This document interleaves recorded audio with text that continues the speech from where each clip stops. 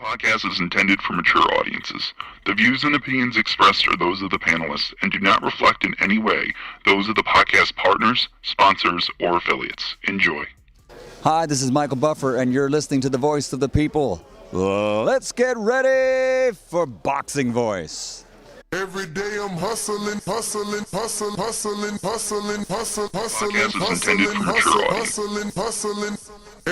I'm hustling. Every day I'm BoxingVoice.com. We don't fight for rings and stuff like that. I don't fear anyone. En este deporte no se viene a jugar y no le tengo miedo a nadie. You don't come to play in this sport. I fear no one in this sport. Does that mean that you will fight Triple G later this year? Como lo dije en la pelea pasada, ahorita mismo me vuelvo a poner los guantes. As I said in the last fight, right now I'll put on the gloves again. ¡Viva México! Canelo wants to unify all the titles. When did you realize, Andy, that you could take his power? Because of the Mexican warrior that I am, I got that Mexican blood in me. So, talking about the Mexican style, I just proved it.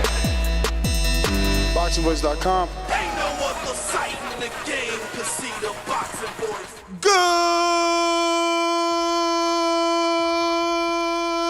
morning, TBV. Welcome back, ladies and gentlemen, to another morning edition with the Boxing Voice Radio. I am your host, Nestor Gibbs, joined alongside Corpus Christi's own Mr. Monguilla, and we're here to talk everybody's favorite Mexican, except for the Saunders family. We're talking Canelo Alvarez and 70,000 screaming fans, and according to Tom Saunders, Mexican fans screaming for Billy's blood. Nah, but we're going to talk about all the reasons that Tom Saunders is highly upset at the promotion and at his promoter, who he feels he cannot trust anymore. Monguilla, buenos dias. How are you? Yo, boxing's like a soap opera for real. It is. No, it really is. Yeah, it's definitely a soap opera. It really is. Like, just think about it. Like, I mean, this right here is totally soap opera. It's like, oh, our promoter, he's supposed to be chilling with us, but he's sleeping with them, and I don't trust him anymore. How could I take her back after she cheated on me? You know, now I got MTK, and that's loyalty. I met this new girl, and she's loyal. She's short. You know, this is a fucking soap opera cheating episode right here. Eddie's out there cheating.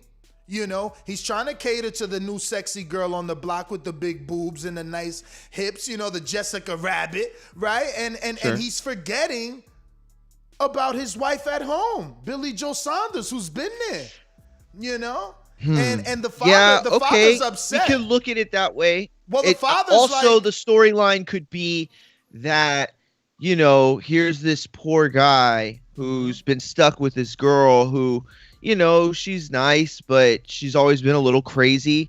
And then all of a sudden you meet this, you know, new redhead that's like stolen your heart. And you're like, oh my God, I got to dedicate all my time to this one because this is the real one. That other one was just a crazy person that put a lot of crazy stuff on social media. So, you know, I mean, you could look at it either way, but it definitely is a soap opera for sure. Nah, I hear you, man. I definitely hear you.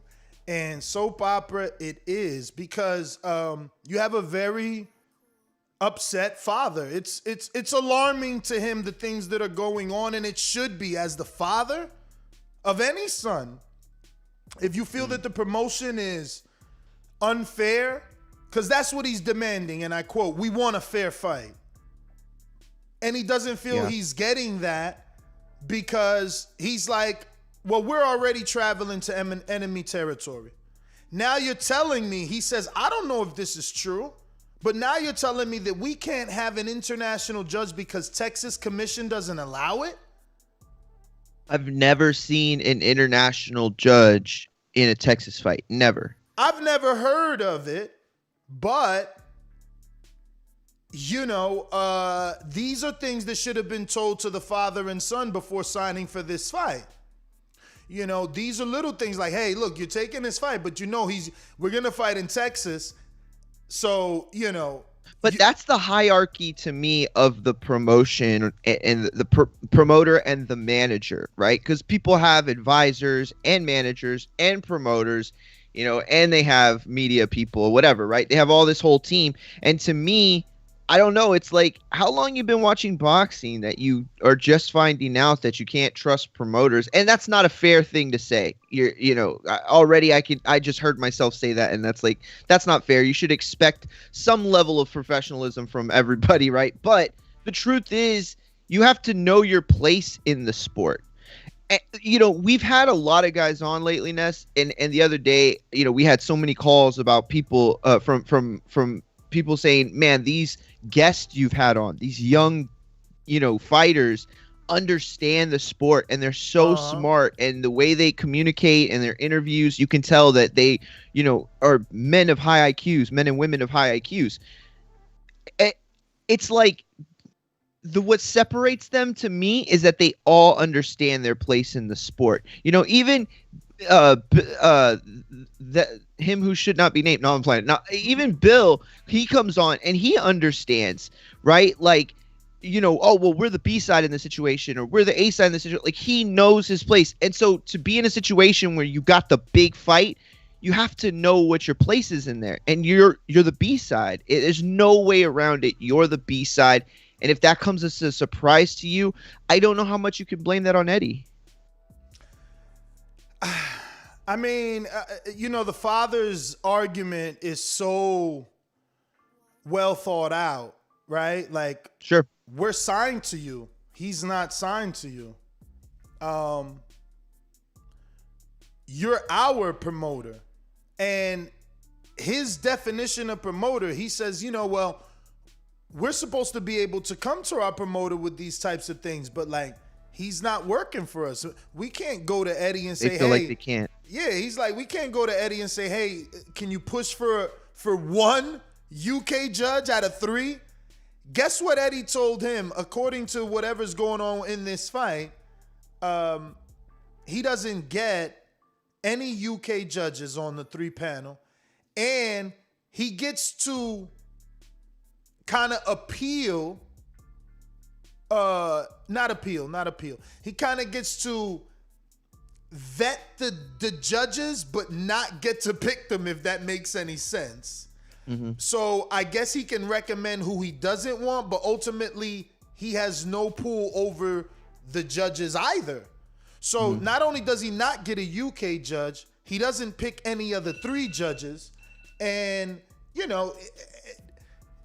I mean, they just feel... Oh, and the biggest thing is this. They're not paying for some of the team. They're making Billy pay for some of the team. Like, no, you pay for those dudes' flights to get over to America. I mean, everybody likes to say PBC's losing money. Is Eddie being a little bit tight because he's got to be tight? Because how do you not pay for the whole team? Like, the way that Tom Saunders made it sound in his interview with Boxing Social, shout out to Boxing Social for the interview, he made it sound as if these are key players in the team. They need to be there on fight night, and they're being made to pay for their accommodations, and I'll just put this to you as the only question in all that information. Would they make Canelo pay for his team? Of course not. Exactly. Of course not. Here's the only thing, though, because I didn't get to see the interview. I did see some of the more explosive, quotes. But from what I understood, it wasn't that. I don't know what part of the team that they're talking about. That's not specific to me. Okay. And so it's like, there's a hierarchy there. It's to say that, oh, we're not going to pay for your trainer or your cut man or the people that are going to actually be in your corner on fight night. That's one thing. To not pay for, your nephew's brother-in-law, that's another thing. But, and I'm not making any claims. I'm just saying, I don't know what part of the team. But this has always been more entertainment than sport when it comes to these types of spectacle fights. And I think that that's what we're having an issue with, the most, is that there are times when you shine a light on the sport and you realize that, it's not a fair this isn't a sporting contest in the way that soccer or football or basketball or baseball are regulated as sporting contests, right? This a lot of times comes down to, politics, comes down to A-side favoritism.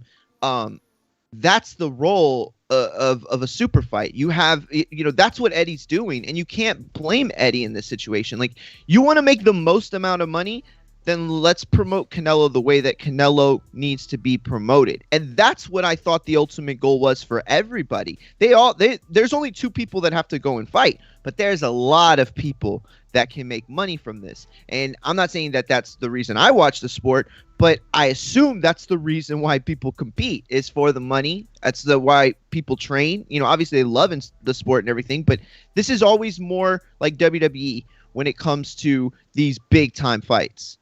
Mm-hmm. I mean, I just don't remember, Hulk Hogan being in the fight and, The Undertaker or whoever he fought not getting the same level of treatment. And that's what wrestling got right. They didn't make one ring walk grander than the other. Like if Hulk Hogan was fighting The Undertaker, they both had 20-minute dramatic ring walks. Yep. Yeah, you know what I mean? Like, it's a good point. That's a good point. I just don't get it. They're bringing Billy in as a B-side. And the other thing he was upset at was the fact that he's hearing rumors that Eddie is making offers to Caleb Plant. And again, he says, well, fuck, man, who's this guy promoting? Like, he's already expecting us to lose. And then the other thing is that he says he has it on good word from a good source. This is what he was told, that person overheard Eddie saying, if Billy Joe wins, he fucks up everything. This is him saying this stuff live on Boxing Social. Like, the dude's, he's tight.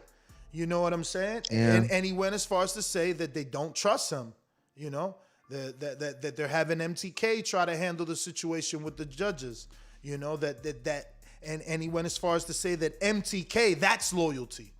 That's someone you can trust. Like, he emphasized that, Eddie right that's now. That's blood in, blood out. No, I'm kidding. Yeah, Eddie right now is he's hot. He's on a chopping block. But okay, but let me ask you though.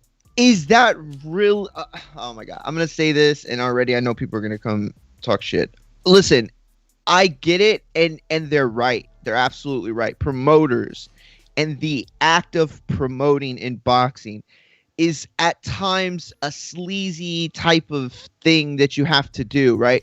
But in this situation, like, who do you blame? Do you blame Eddie for making moves that everyone else would make? Of course you're trying to set up big fights, months in advance. You have to.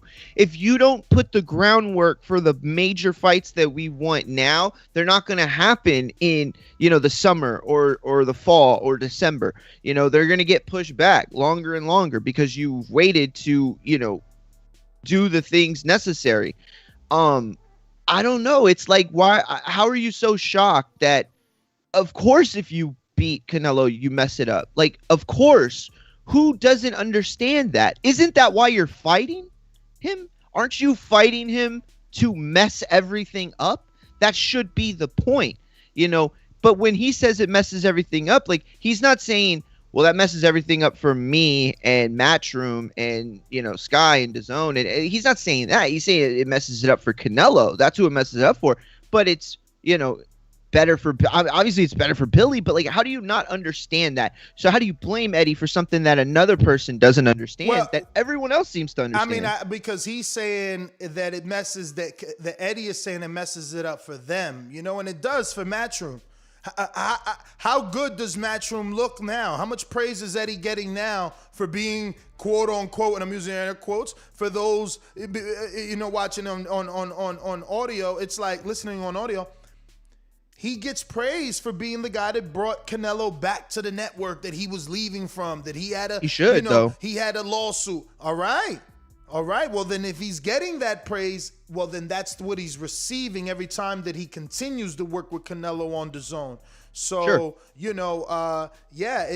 It's a little different because he is invested in them. He does want to see Canelo win because guess what? It's bigger for him now to broker the deal with another fighter that Canelo wants from across the street to be that guy that can make these big fights happen. Oh my God, Fury AJ is happening. Who's involved? Eddie. Oh my God, Canelo's fighting Keller playing on PBC. Who's involved? Eddie. You know what I'm saying? Whenever there's a big fight, if Eddie's involved, he's doing his job. And, you know, Canelo's a big fight. Canelo's a big fight. So I get that you believe Billy and his parents need to be understanding that Canelo is the franchise, but they didn't sign to Matchroom and Eddie Hearn, you know, with the intentions that they were going to be a sacrificial lamb. They signed with the intentions that Eddie is as good as we're giving so them harsh. praise. That's so harsh. That's the word he used. Okay, and that's fine. That's fine. And I'm going to tell you this, though. Even though that was kind of harsh what you just said, you said it really well. I'm not going to lie. I don't know. This is a really good conversation. And it's a good conversation because it's like, it's about so much more than just this fight. You know what I'm saying? Like, we're talking about the traditions of boxing where an A side and a B side exist. And this kind of treatment, you know, goes along. But I don't know. I just think that, you know, sacrificial lambs are made in the gym. You know, sacrificial lambs are made in the gym. They're made by, you know, not working towards the goal or not putting everything in that you have to beat a guy who, you know, a lot of people think is better than you anyway. You know, people think so if you're gonna beat a guy that's already better than you, you gotta work harder than hard. Well, you know, that's where the sacrificial lamb comes from. He doesn't want to be a sacrificial lamb. It has nothing to do with Eddie promoting Canelo more. It has everything to do with you showing up and being the best version of yourself come fight night. No, man, that's what he's saying, bro. He's saying we gotta fight 70,000 screaming Mexicans. 70,000 Mexicans screaming for Billy's blood. We got to fight Canelo Alvarez, and now we got to fight Eddie Hearn. You know, plus we don't get a judge. You know, there's no judges, no international judge. So I just don't know how that's. If there's no international judge, understand what that means, or at least how I'm interpreting it. Yeah, explain it to him. You correct me if I'm wrong. No, I can't really explain it because when you tell me there's no international judges, I'm not just assuming the way that he was wording it in the Boxing Social interview that it meant no UK judges, because that's what he was emphasizing. Like, we don't have a UK judge. We want a UK judge. When you say the word international, I'm automatically, there's no judge from Turkey, Spain, nowhere. It's only going to be American judges because it's a Texas commission. So, whoa. You know what I mean? Like, did I sign a Matchroom or am I the fucking B-side that isn't even with a promoter? Am I some sort of freelance guy? Like, you're telling me you're giving me the biggest fight of my career and every single chip in the deck is stacked against me. I mean, come on. It's a little, but again, it's Canelo Alvarez. You know, you gotta channel your inner Mayweather and take 30%, take bigger gloves, take the fact that the man that you're facing is bigger than you in weight, move up in weight. This is all things Floyd did. Follow the green print. You know, you have to defy the odds in order to reach superstardom. You're not just gonna win a fight in an even fight and win. No, the people like Barrios and Tank, and I know that's not domestic fight.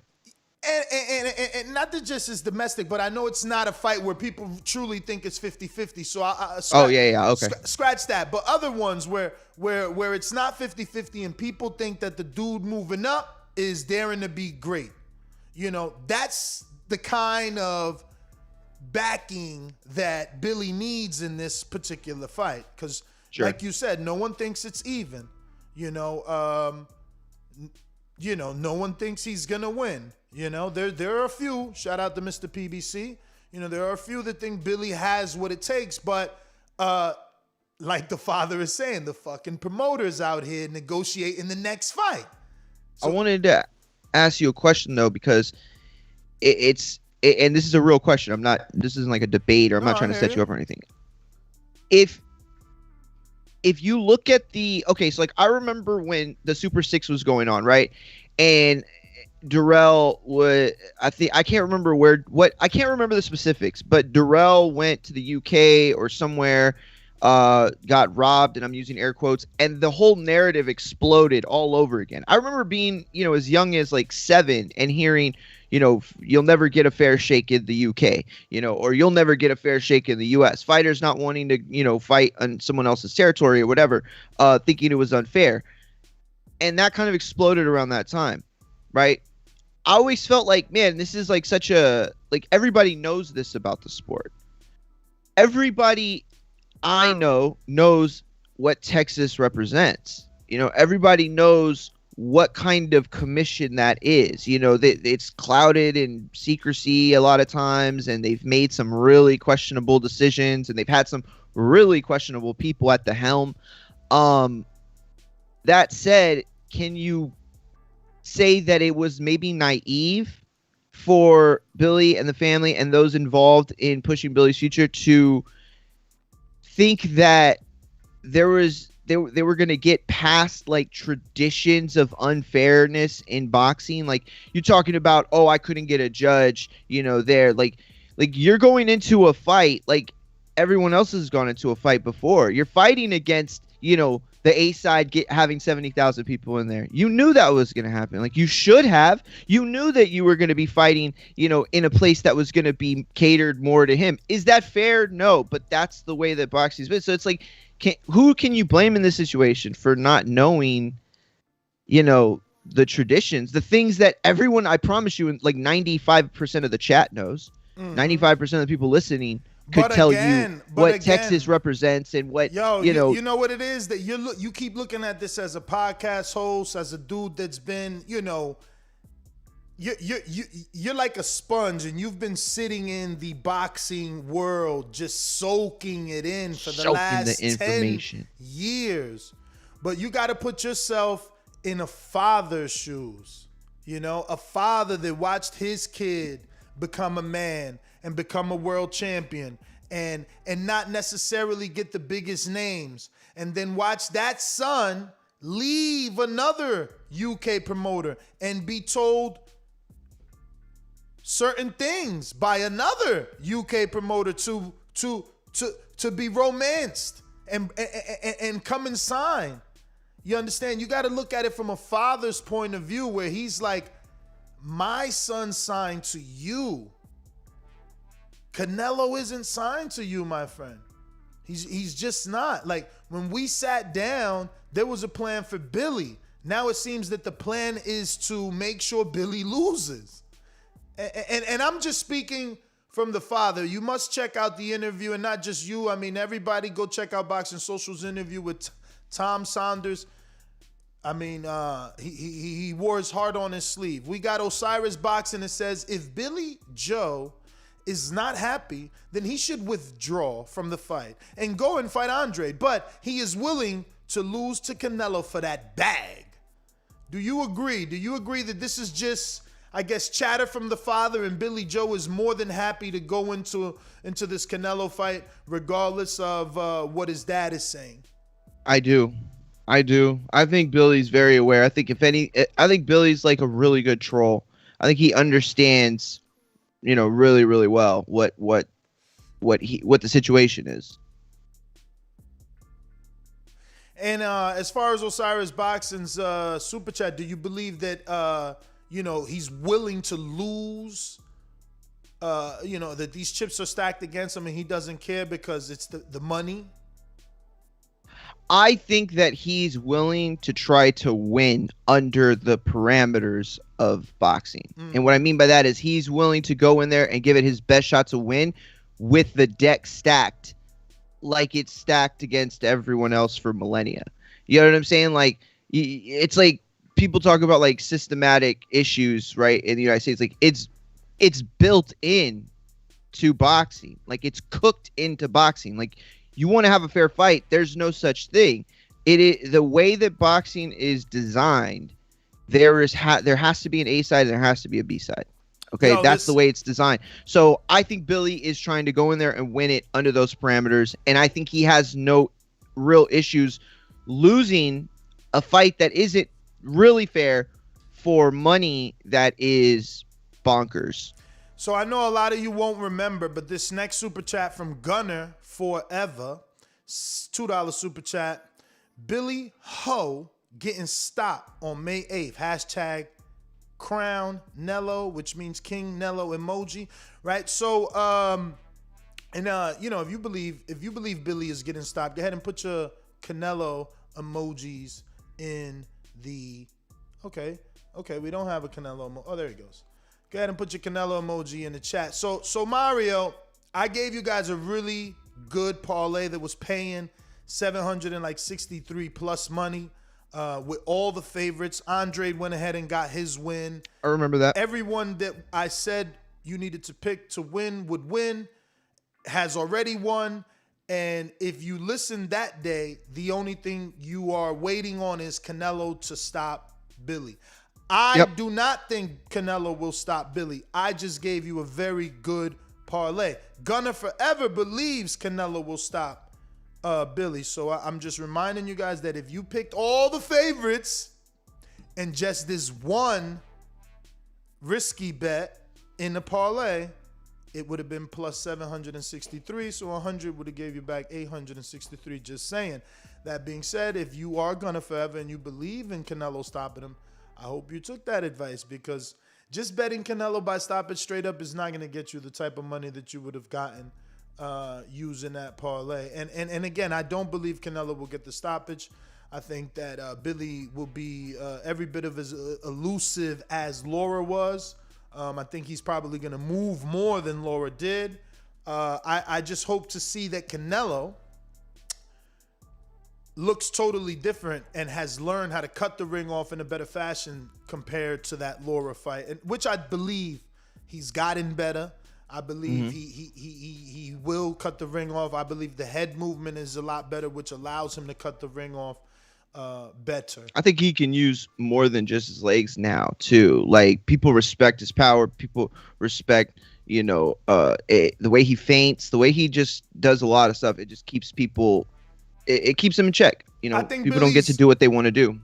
I think Billy's biggest issue is going to be, like any opponent of Canelo, when he realizes you can't hurt him, he just walks you down, in an educated manner, but he walks you down. He walked Kovalev down, he walks Callum Smith down. Like, he walks these guys down when he realizes, oh, this guy can't even punch. So we'll see if Billy has, does he have pillow fists, or is he capable of maybe? I already got some pop. But we got some pop. Jesse Casada with a super chat, $4.99, $5. Thank you, brother. He says Jermall, the social media tough guy, fighting Montiel, another tomato can, to add to his trash middleweight resume. Benavidez got him scurred straight in PBC and Al Heyman. Straight in, I didn't get that last part. I know, I didn't understand that part. Yeah, me neither. But so this is what happens when you talk about Canelo.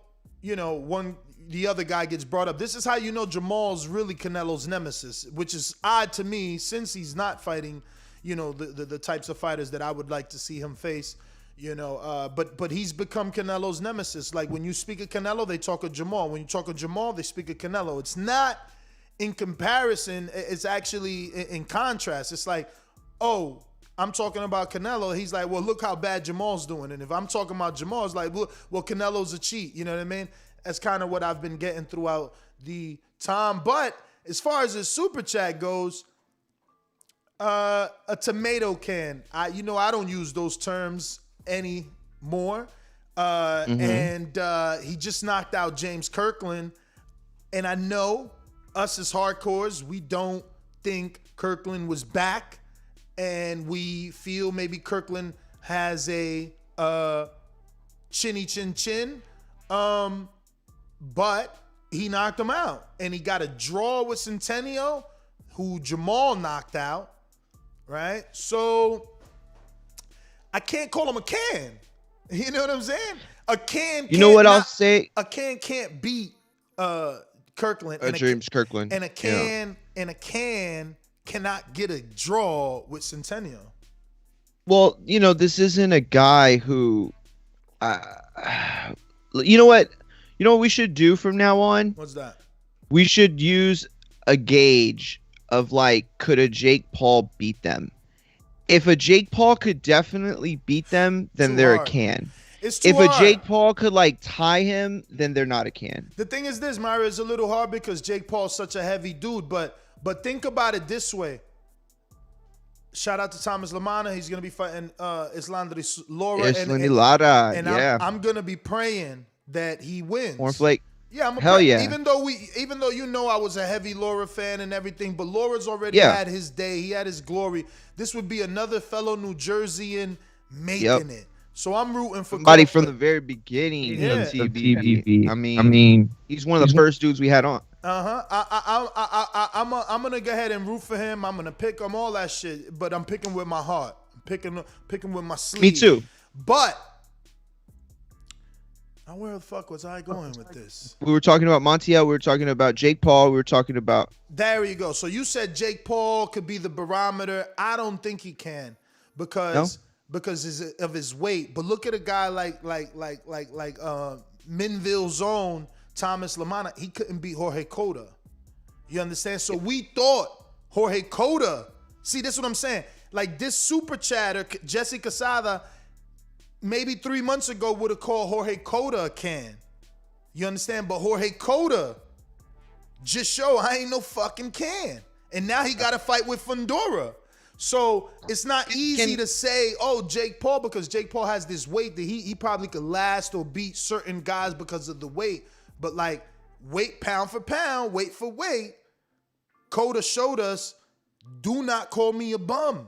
Especially because it's a fight. A guy like Cota is so tough that it's even if he doesn't have the prettiest jab or even if he doesn't have the best footwork, he's going to go in there and make it a fight. You know what I mean? That's the kind of guy he is. But I'll put it this way, though, because I agree. I don't like calling guys cans or bums or anything like that. And James Kirkland, say whatever you want about him. At one point, he looked like one of the most destructive forces in boxing, or he could be. People were comparing him to a middleweight Mike Tyson. I mean, there was a lot of hype around him. But look, I will say this. For Jermall to be coming off the back of a pay-per-view that, was kind of like a launch, a new launching point off with Derevchenko, Montiel feels like a step back. That, if you look at the projection of his career, right? And he fought Trout. That was a big fight. Then J-Rock was a huge fight to me. Centennial, Cora was a big night because they headlined together and the brothers were together. Brandon Adams, Dennis Hogan was all right, let's get those fights out of the way. Then Derevchenko was this big moment, pay-per-view, brothers, all that. And then Montiel again. So it's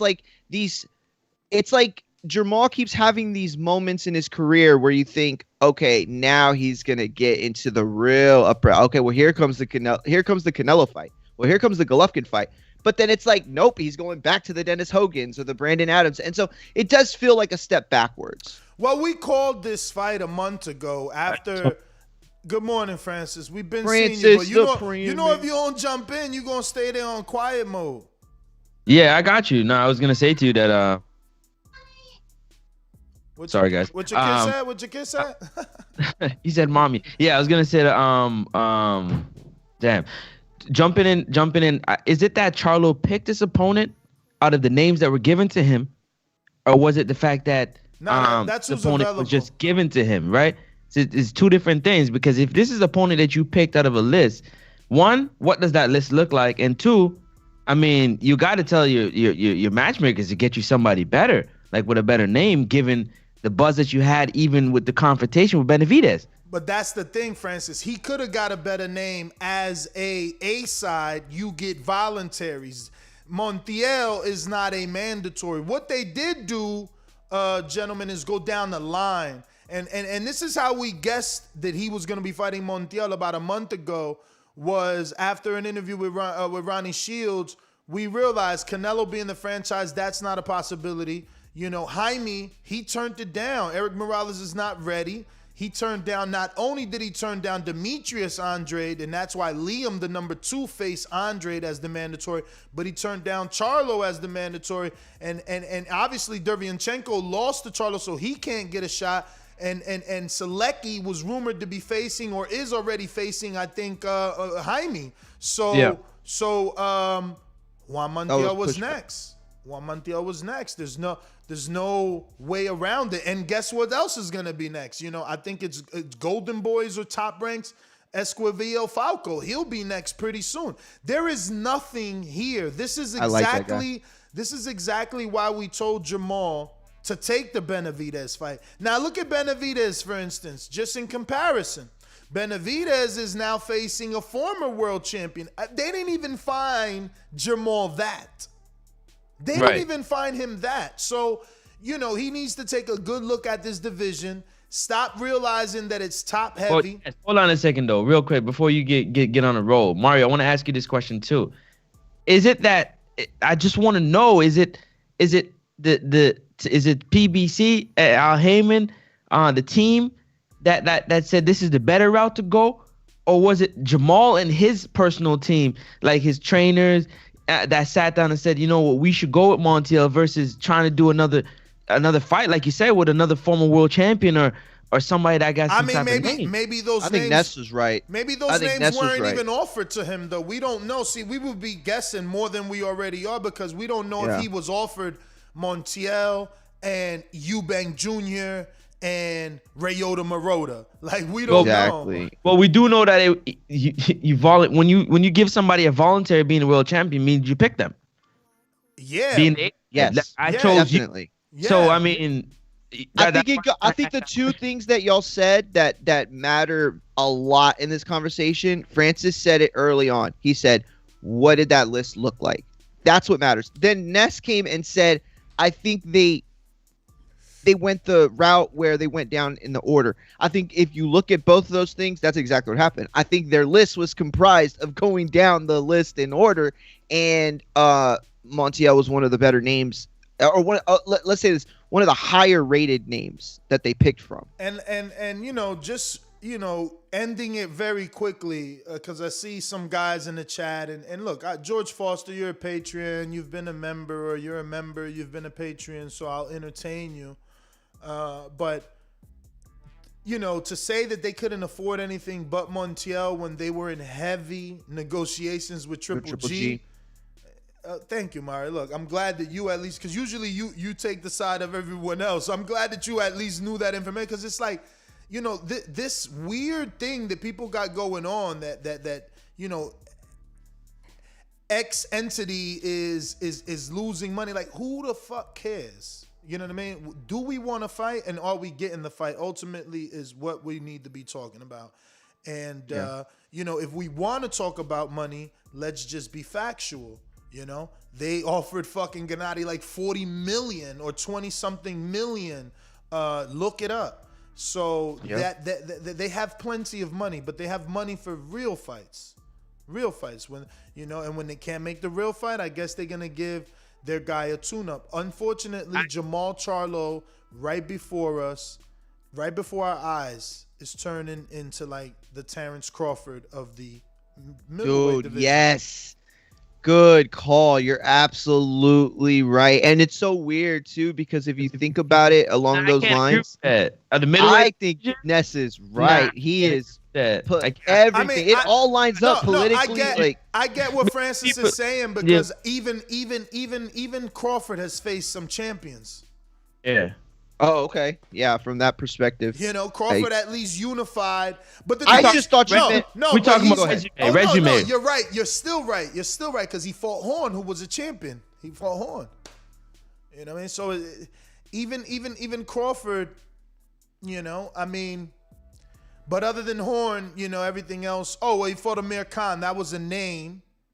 And they haven't gotten Charlo a name at welterweight. I mean, at 160. Even Khan, it was a name that I didn't like, but obviously it was a name, and it was a pay-per-view. They haven't. Well, I mean, again, they did get him a name. Big name, Ness. It's a big name. It's a name that don't got, like, in the ring.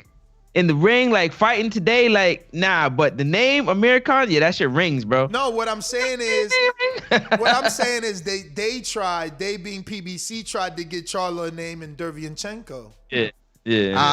It just ain't Amir Khan. You know what I'm saying? They not doing. You are. Yeah, those two. That's crazy. Listen, we need to be doing a show on Papa Charlo mad at whoever that his son ain't being treated like the A side, like, cause we doing a show on. Yes. I get what you're going with that. Yeah. You know what? Cause where's it? You know, where's his team like mad? Like They be taking these turn fights. Crawford into the darling. Bro, they take these fights. Charlo, they hate him, dog. So let me ask you a question. Can I ask you a question, fellas, real quick? Let me ask you a question. Which fighter would you prefer? Uzcategui or Montiel? What? For Charlo? For an opponent. Bruh, what you said? I just said Benavidez getting the better opponent. He fighting a fucking former champ. They did Benavidez right.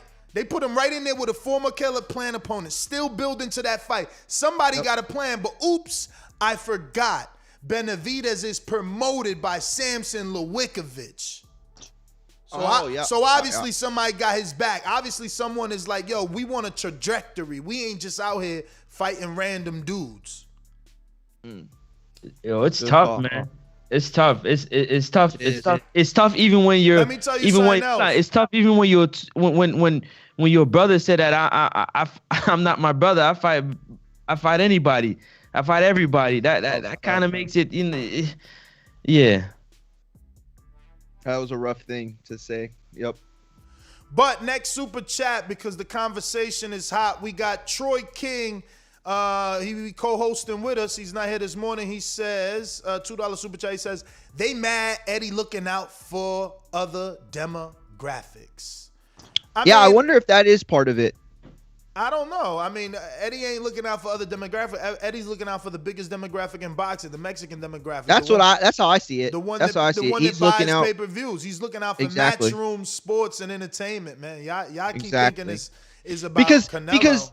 Because people like remember, they know Eddie for like so long, and there was this point where Eddie was a promoter of, kind of fledgling type of promotion in Matchroom, and now he's like this global leader. It's trying to take Matchroom into this like demographic or into this brand name awareness, like the NFL or like UFC or WWE. Like he's really making a play for that. And when you do that, you're gonna have to go after markets in Mexico and Japan. And like I honestly think that Eddie should try to steal up every little guy on the planet from every continent, and make his own the leader. Mario Munguia. Cater to Mario Munguia, like. Hey, listen, no, but Mario, you know what? You might be on to something. The little guys are getting more and more fights, so maybe the numbers are indicating that there are people watching them, and it is beneficial to the networks. But moving on to the next super chat from Noel G in Dallas, who says, boxing has no heart and room for feelings. It's the most savage sport. Money is everything in boxing. There are no friends in boxing. There's another phrase, there's no crying in baseball. So, I mean, there's no crying in any sports, man. Especially not in boxing. Like I already said, what Floyd had to do to get his big fight and get all the attention he got, so Billy's got to go through his own, metaphorical plank. He's got to walk it. It's going to be, snapping gators at the bottom, but it is what it is. If you get past it, just like every video game, if you get past that boss, you get to the next level. Does he want to level up? Hey, there's only one phrase one thing I want to say. Statement, man. Heavy is the head that wears the crown, man. Well, Billy ain't got the crown on, so that's what I'm saying. So what I'm saying, you building towards you trying to take the man who got the crown on his head. You starting to feel the pressure of getting close to the man. You don't even have the crown on yet.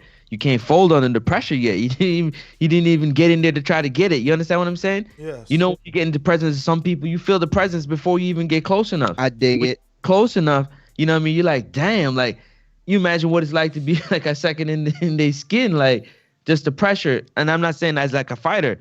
You see fighters look up to Canelo. The minute they meet Canelo, it's like they leveled up. They didn't even spar Canelo. They had a conversation with him, and they leveled up. It is what it is. Yeah, man. Listen, Eddie is one of the best promoters for a reason. And, you know. What's that reason, Nash? I mean, he's got a lot of superstars on his stable. And he finds a way to work with everybody.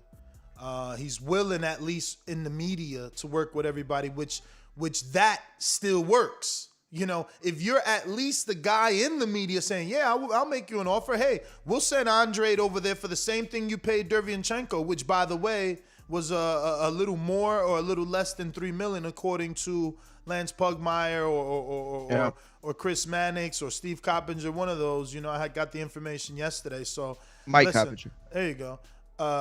You know,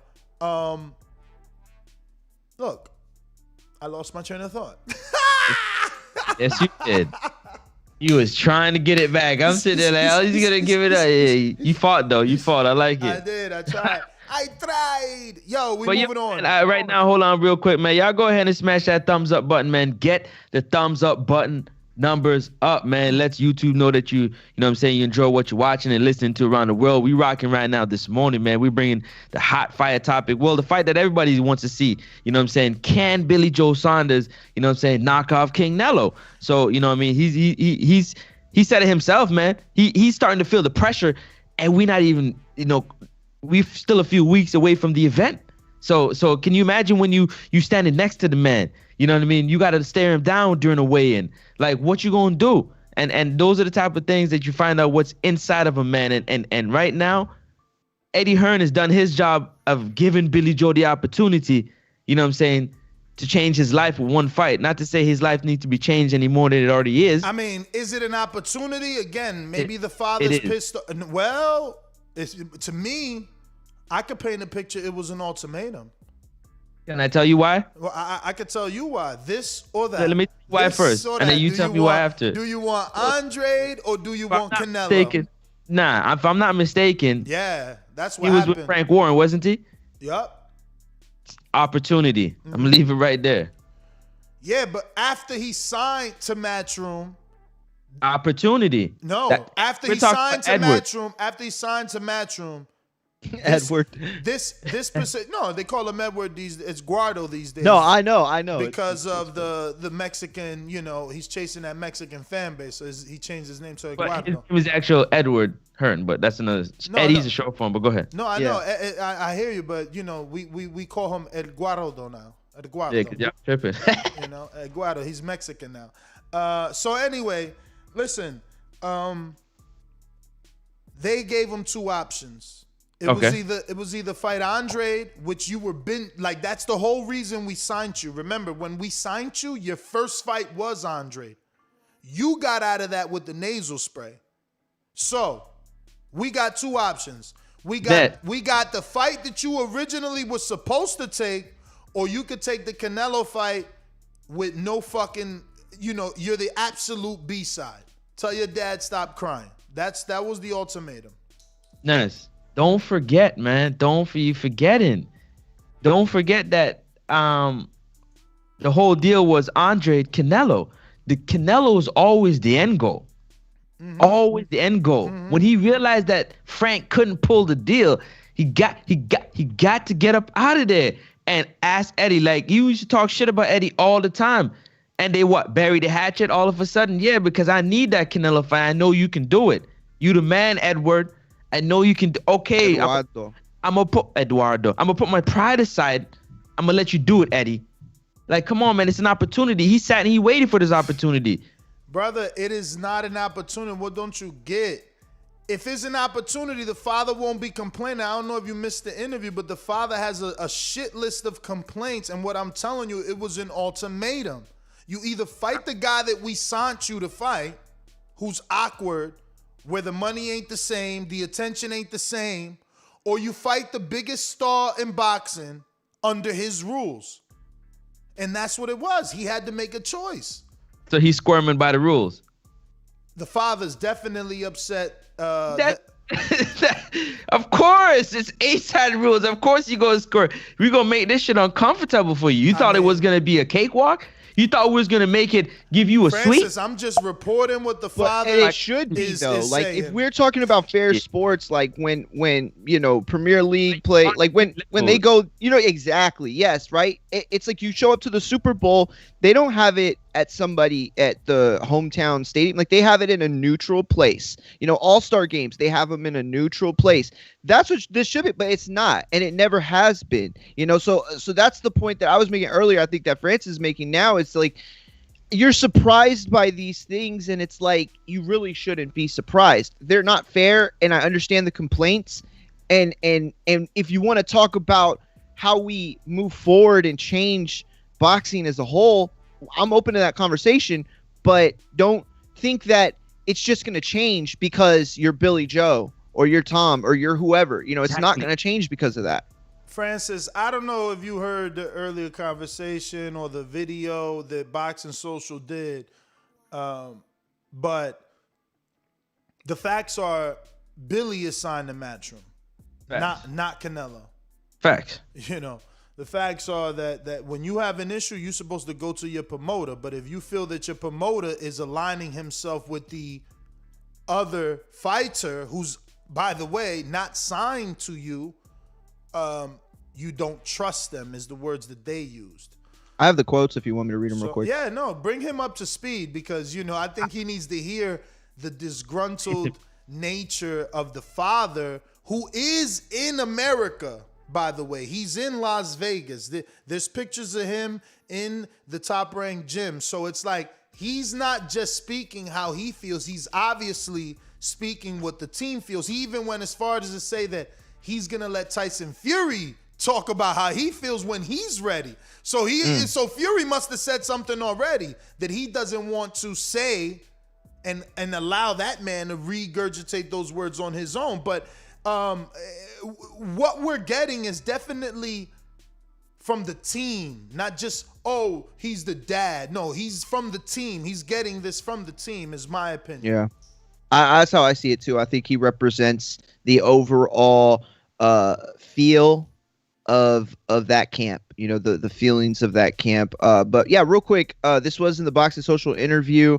Tom Saunders, these are his quotes from that interview. He said, "There is no loyalty. There's no trust. His loyalty lies with Canelo Alvarez." And that's Tom Saunders talking about Eddie Hearn to Boxing Social. Went on to say, "On fight night, we're facing 70,000 screaming Mexicans. We're fighting Canelo Alvarez. And it seems like now we're fighting the promotional team as well. If they think that they have a sacrificial lamb here, Billy Joe isn't a sacrificial lamb. Billy Joe is a lion. When he steps inside the ring, he's going to roar. When he roars, they're going to know what kind of lion he is. I just want this to be fair and just. My son wants to unify the titles just like Canelo. Give us a fair chance. This fight has to be fair. Give us some love. Your own promoter is supposed to be working for you. How can you trust him? The only love he's showing is every opportunity he's with Canelo." Bro, hold on, if you listen Ness, to the hold on, interview, wait, though- Ness, hold on, wait. Give me an opportunity. You had your chance. Let me have exactly what I just said. Shut your soft ass up because this is boxing. I'm gonna explain to you why. Everything's fair. You're gonna have normal judges, a normal referee. You're gonna walk first. You're gonna have your ring walk. You're gonna have your dressing room. You're gonna have everything that our boxers supposed to have. But this is not your show. So I'm the biggest thing in boxing. Yes, unfortunately, your promoter, he got to pay attention to me. I'm the biggest thing in boxing. It is what it is. It's not the first time we've seen this, man. It's not the first time we've seen other promoters kiss the best in boxing's ass during a promotion. I don't think you get it, You're man. gonna feel it. You're gonna feel it. It's gonna feel like that, bro. I'm telling. All right, you don't gotta take my word for it, man. All right. But Billy Joe, guess what? Billy Joe? Man. You already know that Ben came up here and said that. Listen, it's Canelo's show, man. It's Canelo's show. Man. So you just got to come in there and fight like a poor man. Like you ain't got nothing. Everybody against you. I mean, your team all probably against you. You got to fight like the world's against you because they are the best fighter in boxing. Mario, I don't know if neither one of y'all are getting the element, but Eddie is becoming a traitor in the eyes of the UK public, man. Like, what you don't get. That's the narrative, yeah. What you don't get. Let me talk, Francis. I try to ask you to let me tag me in just to give you this element because it's like you think this is an even promotion. It's not an even promotion. Eddie is promoting a UK fighter and allowing the UK fighter to be treated as the ultimate B-side to an American on a UK by the UK fighter's promoter. Like, it's a little bit different. You gotta add the element that Eddie is from the listen, you gotta add the element that Eddie is from the UK. It's always been UK versus America. And now all of a sudden, you got this UK dude who's in control of a lot of shit, helping the American get the advantage. It doesn't look well with the UK public. It doesn't look well. That's all I'm saying. You can laugh all you want. Especially because they're used. I'm agreeing with you, Ness. It doesn't look good. But he can't do nothing about it, is what I'm saying. He can be replaced. He can be replaced. Do you understand what I'm saying? Can he really? He holds that belt. That's leverage. Canelo wants what he got. I'm talking about Eddie can be replaced, man. Oh. So you saying Eddie got to do what he got to do, not to lose his... No choice. That's what I'm saying. And they're looking at him like, bro, you're soft, bro. You know that you're rocking with us, but you can't. You got to put your tail between your legs because you're around the biggest in boxing. You want to get another. You want to do his next show. He can't do nothing. Don't let it go over your head. That's what I've been saying from I got on the show. I think what makes it worse is that, Eddie's done such a good job for his UK fighters in the past, and he's fought for them, and he's, been out here, trying to get their fair shake of things. So it's like now put him in a position where he's doing this for Canelo. It looks a certain way, maybe in some people's eyes, I think, but I don't know. I think that it's tough. It's tough to argue against what he's doing. And I think all he's really doing is making his brand into a world brand. Nobody wants to just be the best promoter in the UK, just like nobody wants to just be the best promoter in the US. Like, you have visions of being, world domination. So to address Batman Boxing, who's saying, Ness, what's the difference? What's the difference? And Canelo is an American. No, Canelo is an American, but Canelo represents the biggest portion of the American viewing audience. Again, Mexican Americans registered, Mexican American voting. Mexican Americans represent nearly 37 million. I'm going to stop saying 36.6. Nearly 37 million of America's population. All right, so there's 37 million of those dudes out there, dudes and gals, that have the ability to pay for pay-per-view, and those again are registered. So yeah, Eddie's doing what exactly he's got to do to build his American Matchroom USA brand. So yeah, Canelo represents Americans. And for anybody who wants to further debate that, let's not forget that Dazn gave him that initial deal. Whether he's on it anymore or not, we still know he gets paid ridiculously well, and they gave him all that money because what they know he represents in American pay-per-view buys and American subscriptions. They didn't fucking sign Canelo to get Mexican peso subscriptions, all right? Chill. Yo, you guys understood what I was saying before about what the situation, how Tom Saunders is supposed to feel. That's how he's supposed to feel, because you expect that somebody who's, a countryman supposed to hold you down. He's supposed to make sure you get as much as an advantage as you can, but not when you're dealing with the best in boxing. The best in boxing demands what they demand. He controls the... Listen, man, Canelo's having a interview, man, and he's seen dudes behind him acting stupid. And there was a whole team standing beside him. He's on point. He's on point, man. He's calling the shots. Like, for real. Like, it's crazy to see a guy that young be on. It just reminds me of those top fighters, man. Just sharp. Are you talking about the guys that jumped in the ring? Yeah, man. Dude, that was hilarious. His whole team was standing there. That was so hilarious. Yo, Dude is smart, man. He just had a guys. fight. He got punched in the head for. Well, he probably didn't get hit, so never mind. Guys, I'm Yo, sorry. I can't help myself. Y'all heard him say that? Y'all heard him? Yeah, like what Turned you around, he goes, doing? fuckers. Yo, I can't help myself. I don't know. hilarious, bro. I don't know if I'm just a fanboy. I don't know if I'm just a major troll. I don't know if I just want to prove the unjust. But I gotta say it. What? This shows that that Wilder wasn't wrong, that he wasn't lying, that Eddie's a fucking dickhead in the negotiations, bro.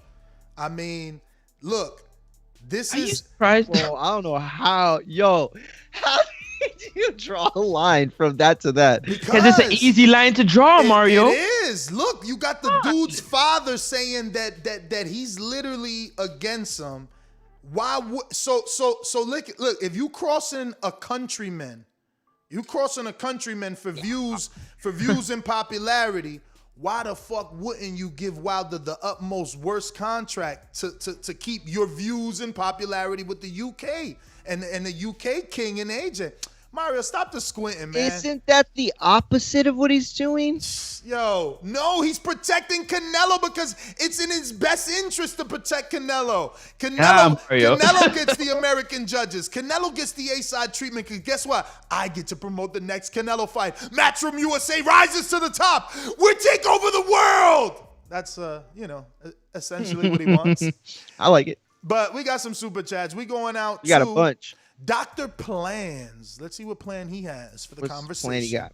He says, none of this matters. Billy Joe and everyone is going to be shocked when Canelo outboxes Billy.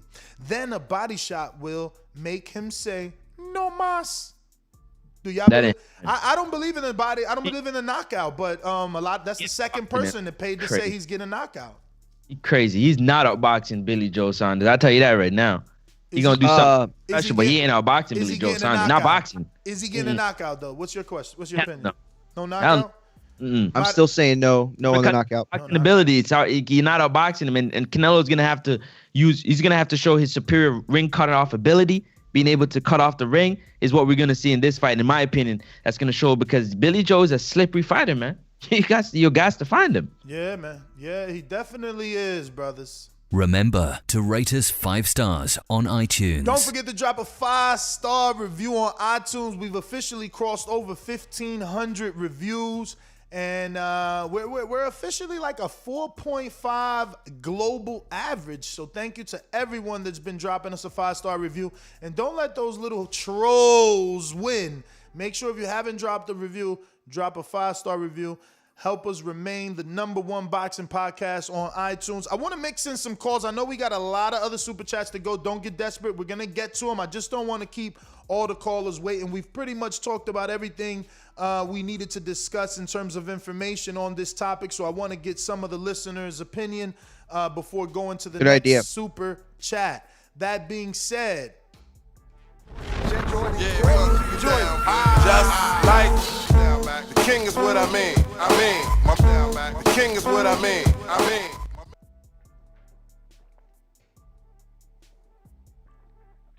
Yo, TBV, top of the morning. What up? Here he. The king in the building. Listen, yo, this is important to know, man, because Francis alluded to it, man. Like, heavy is the head, right? Didn't we just see what kind of promoter Oscar De La Hoya is and was to Canelo, who had to bear a heavy fucking crown to get out of that situation in order to be the freelance independent fighter that he is? Don't nobody give a fuck about what Billy Joe talking about. This is what you got to go through to be that guy. You better That's preach. why I'm the king. That's why I'm respected. You get what I'm saying? Heavy is the head who bears the crown. You got to go through the mud. You got to worry about if your promoter going to slip out the back door, if he going to snort all your fucking money. What is Billy Joe talking about, man? Go through the difficulties to be great. Yes, you stepping up. It's part of the adversity. So at least you're concerned. Eddie's doing good business. He's trying to work with this freelance fighter that showed this ability to move beyond the nasty politics of boxing. Come on, man. Get with it, man. It's for the sport. It's for the sport, man. I love it, man. So you saying doing Billy what y'all got to do. take one for the team? Yo, he got to take one for the team. Like, his pops act like he don't know that. Listen, he definitely got to take one for the team because he's in a prized position. Like, yo, if you are handed an opportunity, look, Boo Boo can't get it. Charlo contemplated. You know, we see what happens. Like Canelo still, Triple G is still hoping. Plant, he may or may not want it. Yo, Canelo is the bag. And I think, yo, the part of it too, you know, beyond the rant is that psychologically, just on some, like, the father's smart because what happens is if Billy Joe loses, I had everything stacked against me. So, you know, you got the easy, the easy out. You saying they laying out the excuses? Yeah, but it's like it's a layup. It's the alley-oop. Ness, if you still dunking, I don't know if you still dunking, man. Francis looked like he could push the rock and throw it up. You know what I'm saying? Like, this is an alley-oop. Pop's throwing an alley-oop to Billy Joe. Regardless of what happens, a tough fight. Now, if he gets stopped, he's going to pull out all them excuses. But remember, the UK, they give their fighters credit, and that's why they want a UK judge. They give their fighters credit for not losing. Well, I mean, if you're catching it, I'm gonna throw it alley-oop style. Go ahead. To be fair, Canelo got a draw versus Mayweather, so you know we can't be talking about UK judges, man. Canelo, I could see why his dad is concerned. I'm so sorry. I was trying to figure out who this caller was, and I wanted to make a point too, and I thought I was on mute. I'm so sorry. Okay, I got it. Listen, real quick, I just wanted to make the point. I'm like, we should be embarrassed that it took us an hour into the show, and then Amin to come on and literally break it down perfectly. Because if you're Eddie and you see that De La Hoya, you know, and by the way, you know, they're camaradas, right? He represented a lot of Mexico interests. That should have been like a brotherhood right there. And the fact that that shows you could lose your A-side type of guy. You could lose, you know, Canelo's already on the Fed. So if you're in Eddie's position, of course you have to, you know, kind of do the dance a little bit, right? Then and he said it, you got to take one for the team. And that's true in so many regards. Like, you want that, you got to get that money. You got to go for that bag. You got to do what's best. That's it right there. I mean, perfect call. That's what I said when I said don't let it go over your head. And I said I first came on. I said that's how I know Amin got it, because I was like, he has no choice. First of all, and stop being soft. It's not gonna be easy. Everybody gets against you, man. I love it. I love that everybody's seeing how it goes. In my opinion. Wait a minute. So why is Billy being called soft? Not Billy Joe. Like, I mean, with his dad making the comment saying that, his like, family, his team, whatever you want to call it. But why are they being called soft? Why are they expected to know what they got to do, but not other people? People were fighting for Wilder to get 50-50 treatment in the AJ fight. People were fighting for Crawford to get 50-50 treatment in the Spence fight. Like, why does Billy have to bow down and you guys don't want Crawford to bow down? You didn't want Wilder to bow down. I mean, even Dillian White didn't bow down. I didn't say he has to bow down. I said that's what's going on. That's what's going on. Like, that's what. Yeah, exactly. It's boxing. That's what goes on. Like, I'm not saying it's right. Give a damn. Nobody said that's like a catch rate to me. To me. Personally, man, like, it's just the sport. They try to do it all the time to fighters, man. You do what you think. You drain them down to a weight you think you got an advantage. You have them wait 30 extra minutes before they come out. You do all kind of things. That's a part of, like, the art of war. You know what I'm saying? To try to win the war, to try to win the fight. And it's not fair. It's not fair, and it shouldn't be the way. But you're not gonna change it like this. It's just not gonna be changed like this. It's hard to win an argument or a debate with you guys when all you guys resort to is, well, it's boxing. Well, it's been like this. Who's gonna change it? It's been like this for years. Isn't it though? No, I hear you. I gotta get to the next super chat because obviously it's a vicious circle. You're right. We don't have an answer, and it has been like this, but is people A-siding people in border wars, Ness. Come on, man. Exactly. Like, that's our level. Like, you see them doing things that's necessary. Like, and you say, like, oh, what, you can change it? Like, it can change at any level, but I try to change those things, man. Border Border Wars, we try tremendously to make it as fair as possible. There's only one title per division. The mandatory does get his shot. Our rankings do mean something. Our 2-fight rule does mean something and has been upheld. A-sides are always going to be A-sides, right? Because that's what they're taught. It's just like society.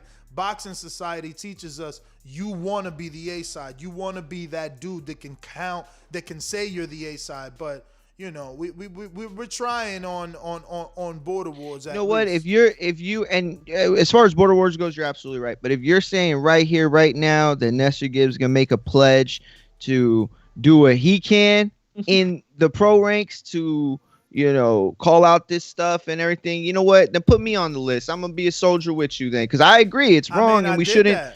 I did that. Oh, man. okay. Well, then I'm one of the few journalists that went all the way to Mexico and confronted the WBC about their franchise title and avoiding Devin Haney and Jermall Charlo. Like, I've done what I can do. I've talked and interviewed to the people that I can interview. Yeah, but what does that have to do with Billy Joe getting in a fight and I'm gonna ask a question and his team feeling like they're not getting treated the way that they expect to be treated, which is fair. Everybody's expected to want to be treated a certain way, they want to be right? treated fair. And pardon me? They want to be treated fairly. Fair is different for everybody. Unless there's rules that categorize what's fair. Fair can be fair to anybody. They can feel like what fair is. True or lie? Am I lying or am I telling the truth? I mean, I guess. What is the rules of being fair when it comes to a promotion? Like, that's written, that we know that these are the rules of being fair. I mean, 50-50. That's where you start. 50-50 on everything. 50-50 on everything. Like, 50-50, you get to pick the judge. 50-50 on purse. 50-50 on venue decisions.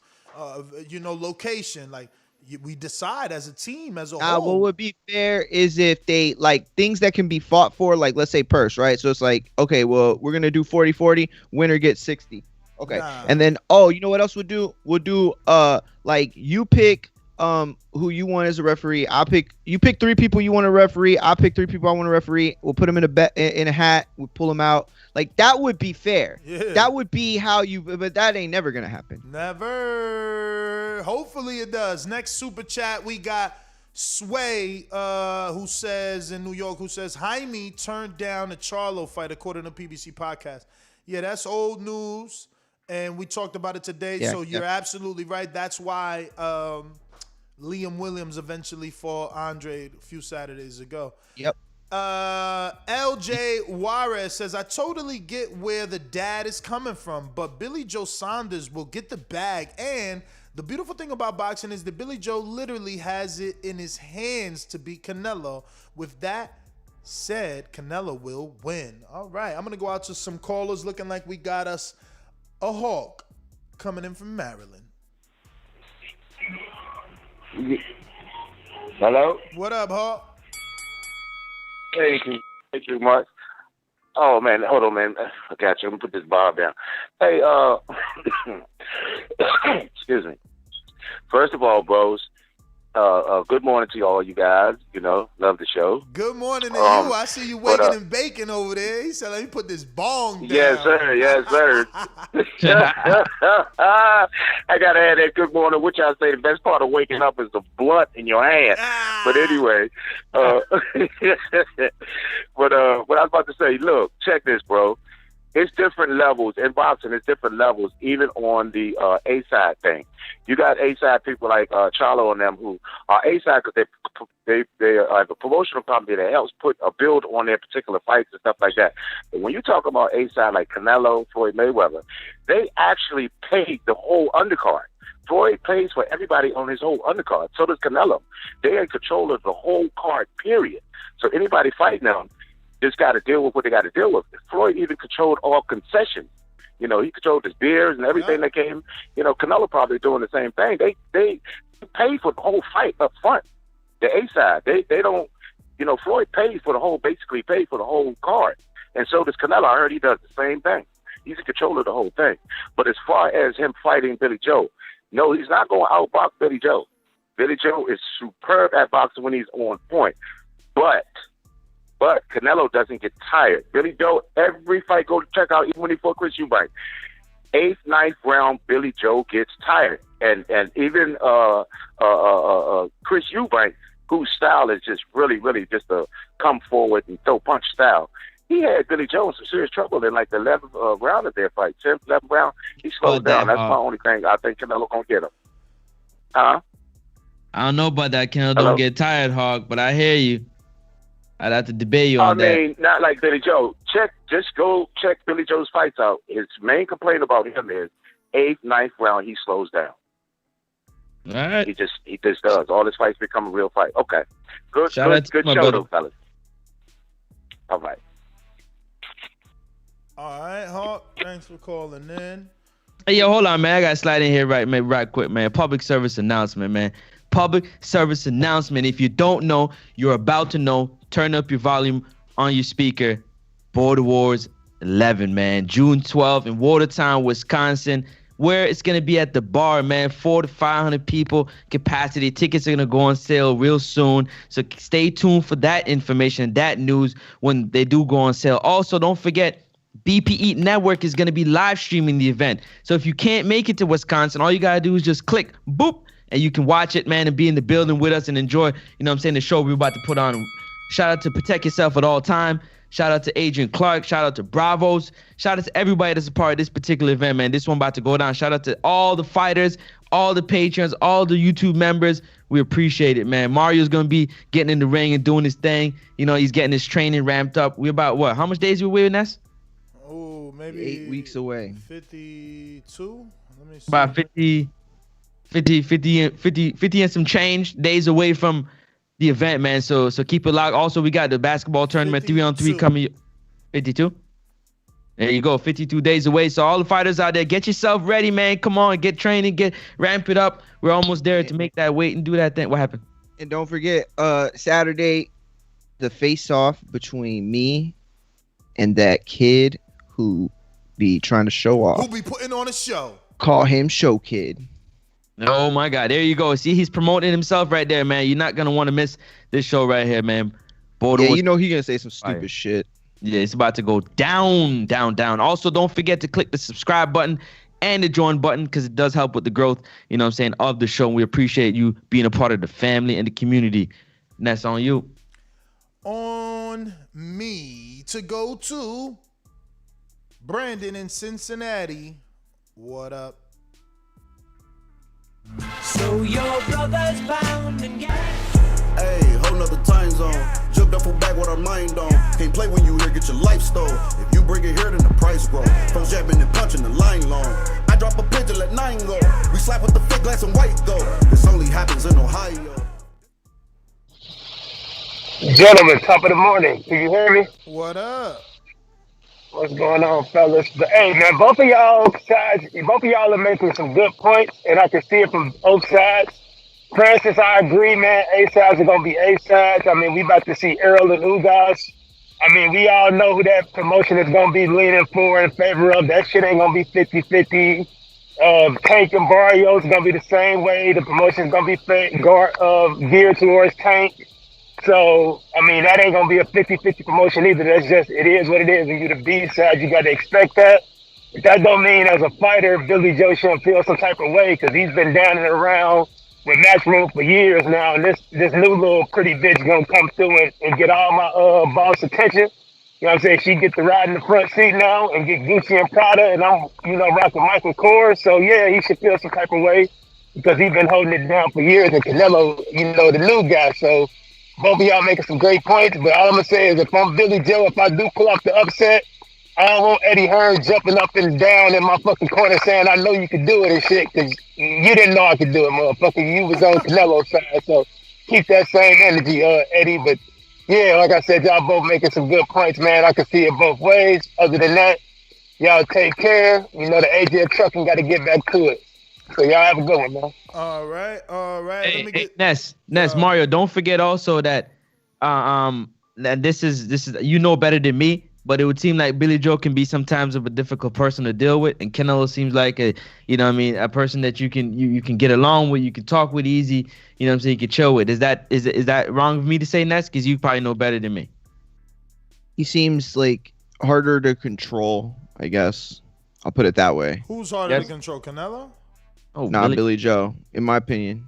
Just like from the antics that he's been saying. I heard he's cool as shit, though. I heard Billy's cool as hell. He's definitely cool. I'm always have that story, man, to prove it. Yeah. You know, I mean, we crashed into his Bentley, and he didn't even, talk about insurance, and he laughed that shit off. So, Yeah, I heard he's a cool dude, but like as far as being like a promoter and like, is this dude gonna like go out there and put something on social media that's gonna, get all the negative attention? Like, I don't know.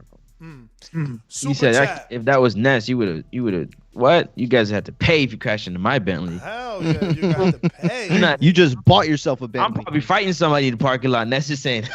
Yo, Sway says Jermall should have unified with Murata in Japan.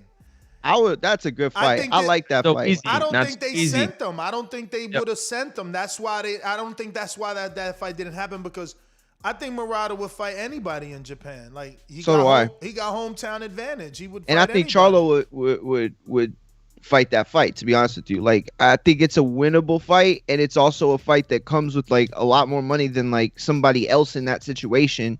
You know what I mean? He is at least a bag in Japan, I guess we could put it that way. Listen. Rob Brandt told us before he got the first Murata fight that he would fight Murata in Japan because of the amount of money that they was offering him. So the second one, he already knew he was going, and he went.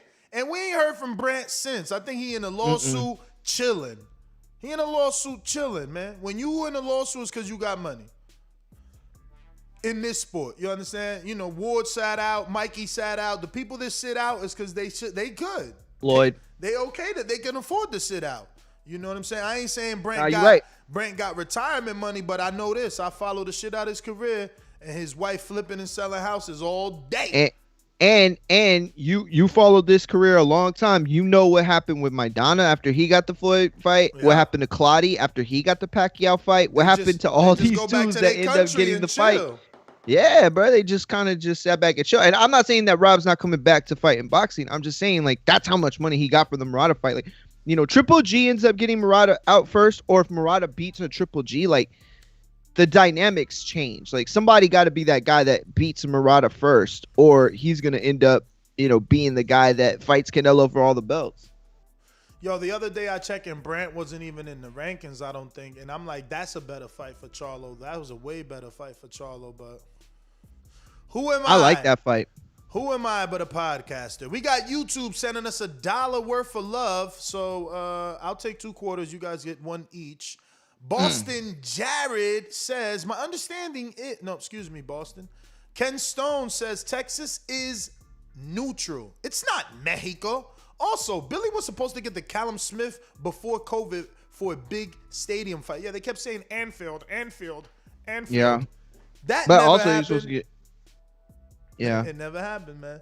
But I saw that super chat, and that's kind of bullshit. Like, I mean, he's right technically or geographically, but let's be real. I mean, if you come from the UK and somebody else comes from Mexico, like, Texas is not neutral. Like, you can say whatever you want. That's ridiculous. Neutral. Texas, no. Neutral. Like, come on. Texas is little Mexico. For real. Like, you cannot call that neutral. I mean, you can't. It's crazy. But Marcus, Ohio runs boxing. What up? What's good, guys? What's going on, man? Good to hear from you. Chill. Yeah. Shout out to them Paul brothers, man. Ohio really running boxing. I can't believe that, man. They doing their thing. Well, definitely Jake. I don't know about Logan. Logan 0-1, man. He looking like Conor right now. Jake putting people down. But no, good discussion today, man. I can see from both sides, but man, this is boxing. Just like Mario and Francis were saying, man, we understand the game, though. We understand the game. When Sean Porter was fighting Earl Spence, we knew what it was. We knew Sean didn't have punching power to stop Earl. He had to really dominate Earl to actually win that fight. And when people start saying about the knockdown, I was like, no, even without the knockdown, I don't still think Sean would have won that. Probably would have got a draw at most, but yeah, that's just being real, man. And I know that going into the game. So, you got to take your emotions out of it. Landy Laura said the same thing. You got to use it as motivation. Don't go here and talk about the judges robbing you or they're against you. We know that. Then let your fists do the talking. Like, Laura went into the fight with Canelo like he was the A side. That's how he fought. Let's be honest. So you got to go out there and take it, man. That's what Lucas Matisse did when he got robbed by Judah. He said, I'm going to start knocking everybody out. That's what you got to do, man. So that's my call, guys. All right. Hey, also, Marcus, just to add to that, what people also forget is that it's all well and good, but when you live under pressure, you comfortable under pressure. When you're in pressure every now and again, you got to get used to being under pressure. That's all I'm saying. When he steps up to the big show, Billy Joe, he gonna feel the pressure of a big show. Canelo lives under pressure. I'm just gonna leave it there. Yo, I'm trying to go through my movie Rolodex of lines and get that Bane line, but I can't. I don't remember it. Doomy knows it. Doomy was like, "You live in the fire." Remember he said you giving him that speech. He's like, "I was molded in it." That's that right there. He was molded. I was Canelo's molded by Hey, Flo used to drown his opponents by weigh-in. They're dead by the big show. The press conference is big. The weigh-ins is big. By the time you get to fight night and you walk out, by the time you get to you're zapped, finished. Not only did Floyd do that, but he would get them to want to motherfucking take pictures with him and shit. Like the whole team trying to take pictures with Floyd before the fight. Like, yep. Yo, but we got Boston Jared that says, my understanding is that there is a contractual obligation to provide a UK judge. Is that not what's being reported? I don't know. I never heard that. Well, what I heard for the interview in Tom's mouth is he was told, or they were told, they were going to get a UK judge. And now Eddie is telling them that there's no way because of the commission is out of his hands.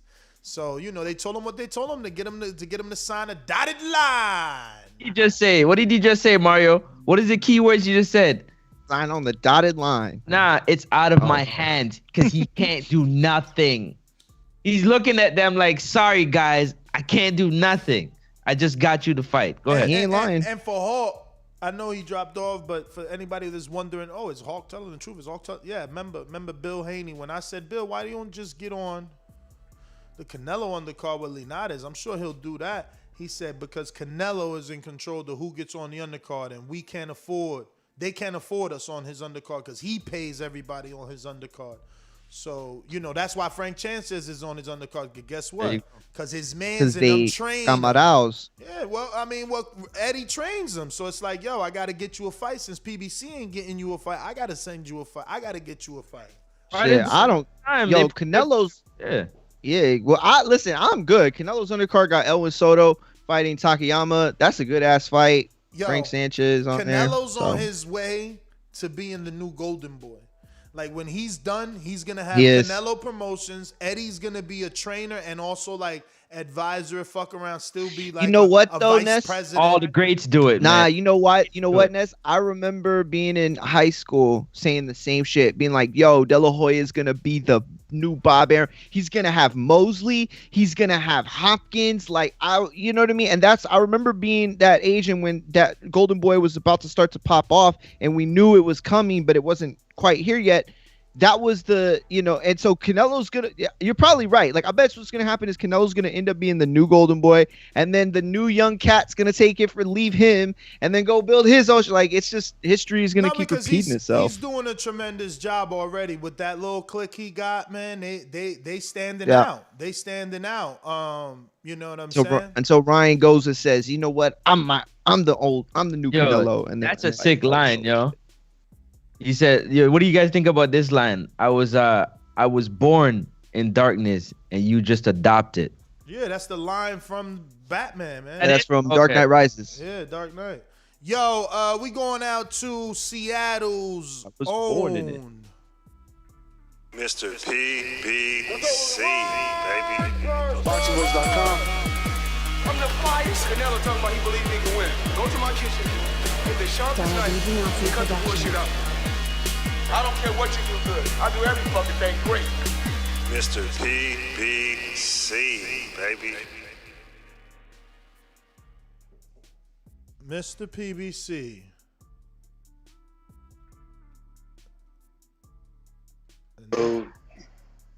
What up? Yo, can you hear me? We hear you. We hear Yeah, you. we hear you. Shout out to everybody, man, on the panel. I respect Canelo's tactics, you know. He knows he can't allow Billy Joe to outscore him, so why not get a bunch of judges on their side? He don't want another Floyd Mayweather situation. But, you know, I can't wait to see this fight, man. I got Billy Joe winning. That's not nothing against hate. I just believe Billy Joe has better footwork and he can push a better jab than Kovalev. I know that they say that he cornered Kovalev, but Kovalev was winning 11 rounds with the most simplest jab, no foot movement at all. So I got this fight for Billy Joe, man. And if he can't win it the good way, shit, do it like Tyson Fury. Win it the cheat way. That's my call. Yo, look at Francis. Buckle up. Buckle up. But remember, Francis. What? Remember, I motivated you. Just remember that. Man, get out of here. You know what time it is. You know my body of work, man. We'll talk about that after. Yo, listen, You ain't Mario. see it? I just emphasized it. You ain't see it? You must don't get those let me see what number he sent it to. Yeah, yo, He sent it to your US phone. You ain't getting those messages? Nah, hold on. Let me see something. I'll copy paste it to you then. That's Yeah. why you don't But know what I'm if I think I know what it is, of course I already know what it is, man. You know what? Listen, man, I don't play no games, man. Yeah, but who did that though? I Yeah, I did hit that. hard. I did that. I know. Don't Yeah. front, Yo, Mario. I don't know what y'all talking about. Quick, don't worry, you find out real quick, Mario. I wanted to tell you Mario don't that. even want to go. Enrique What's funny replaced about him. it though is that You replaced with Enrique, man. people are forgetting that Billy Joe can box his ass off.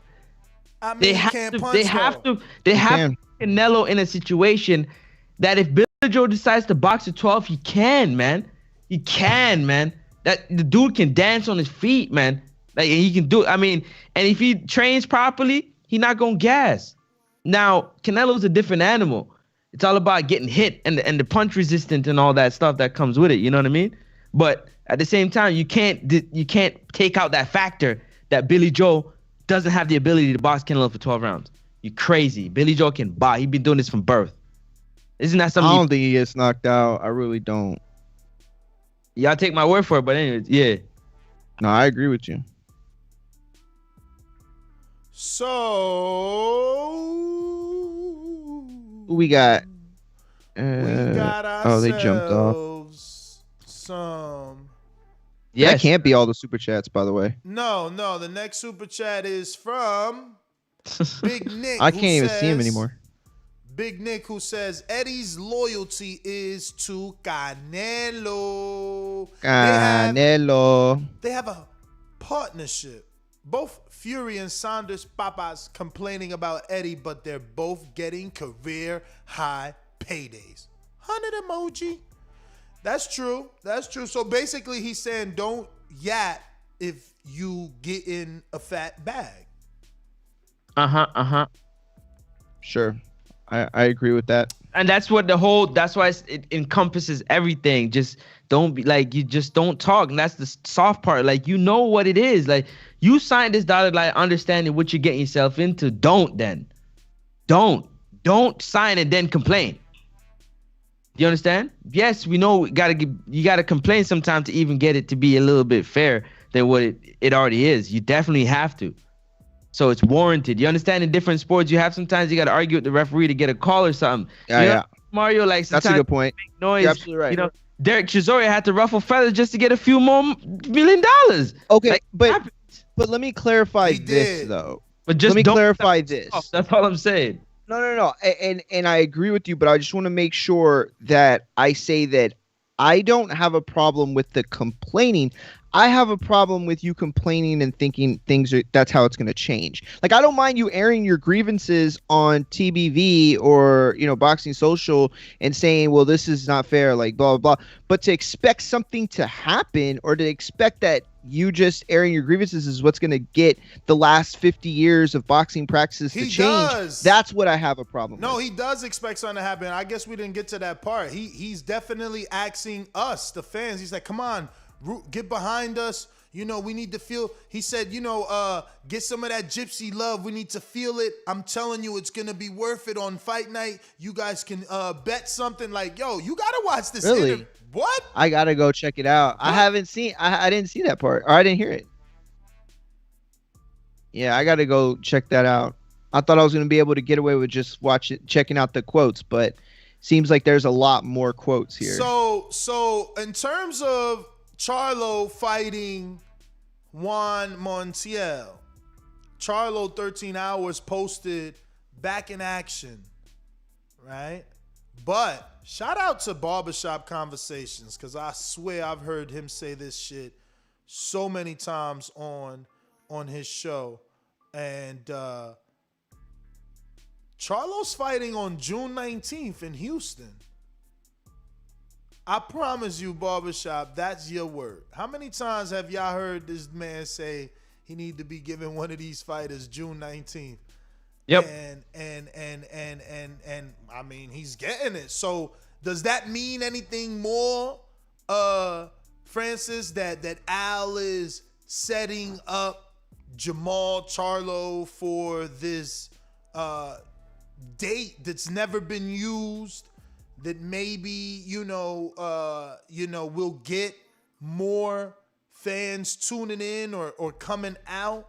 And then he's putting him in versus a Mexican that he's expected to win amongst the hardcores, but not the casuals. So it's still the green print, right? Like, you're fighting a Mexican on a big holiday. Does that recipe work?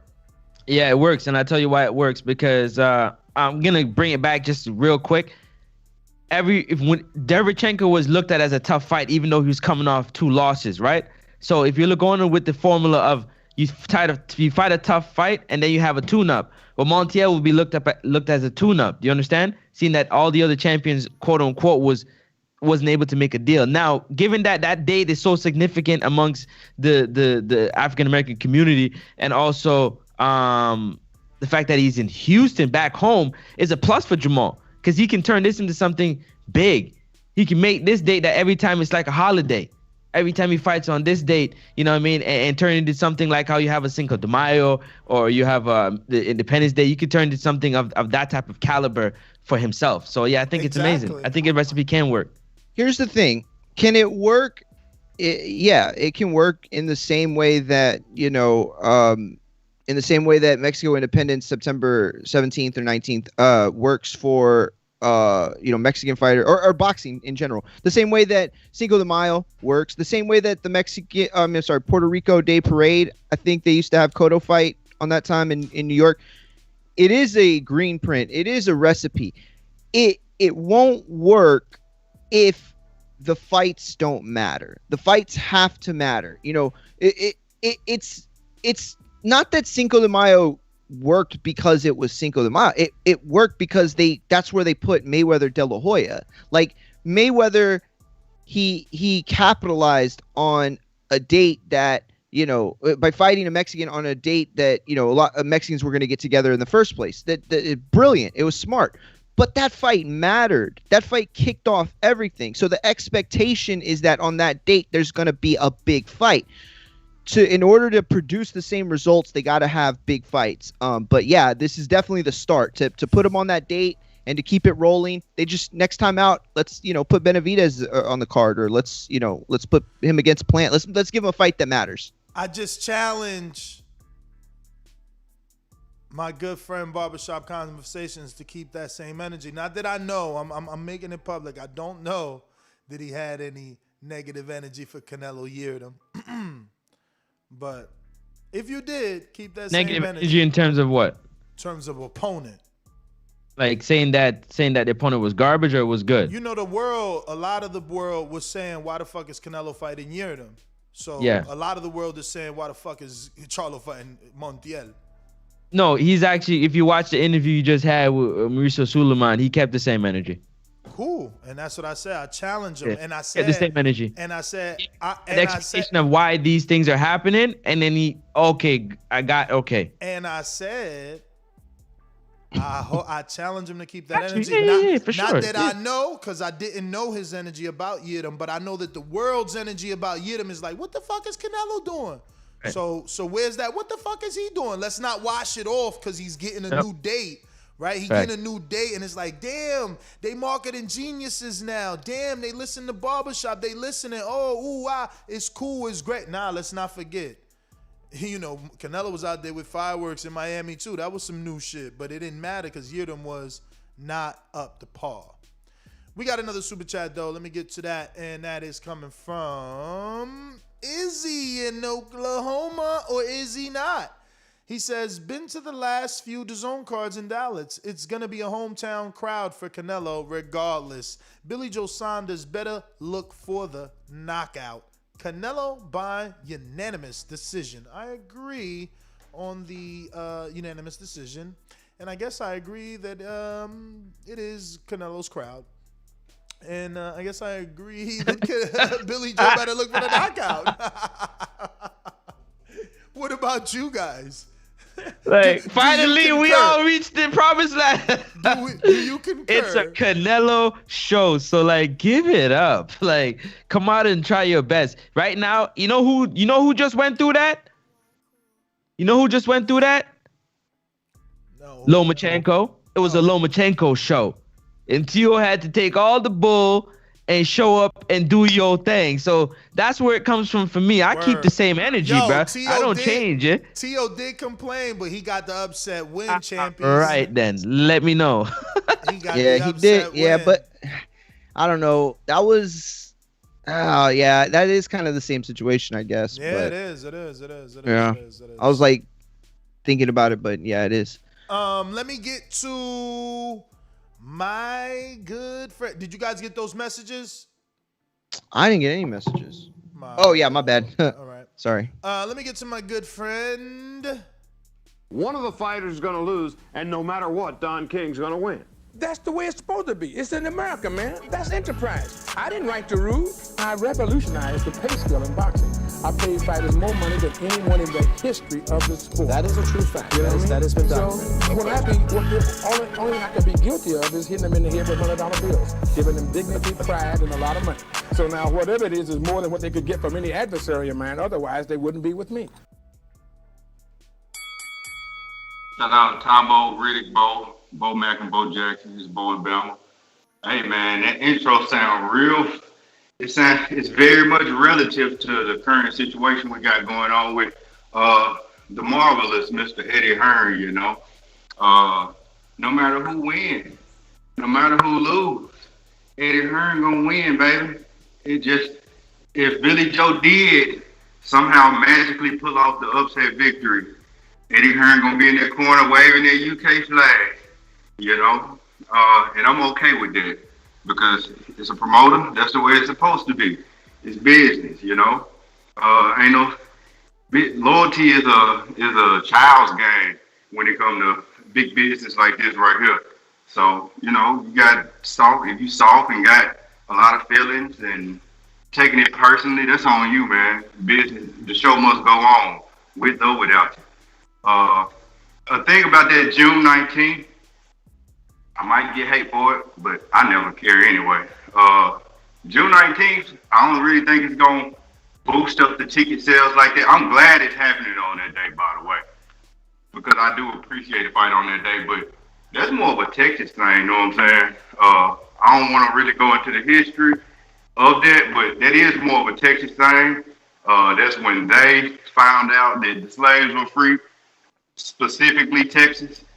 Found out that they were specifically free. So yeah, they should celebrate. They're gonna have an event to go to on that day. But the people in New York don't really even know what June 19th is. The black people in Wisconsin don't know what June 19th is. They may know what it is, but they don't celebrate it like Texas do. So it's a big Texas thing. So it's going to be big for Texas, the June 19th day. And also, y'all just spoke on, what was that y'all was just talking about? Oh, yeah, Bob Arum. Bob Arum, he wanted to do, I ain't really seen him flip-flop sides like that, like Don King, the Great, and Eddie Hearn, the Marvelous. I ain't never really seen Bob do that. When T.O. won, Bob Arum flicked the bird up at T.O.'s dad. That's what T.O. dad said anyway when he was on the interview with TBB. So, yeah, Bob Arum don't give a damn. I guess he might be more loyal than most people think.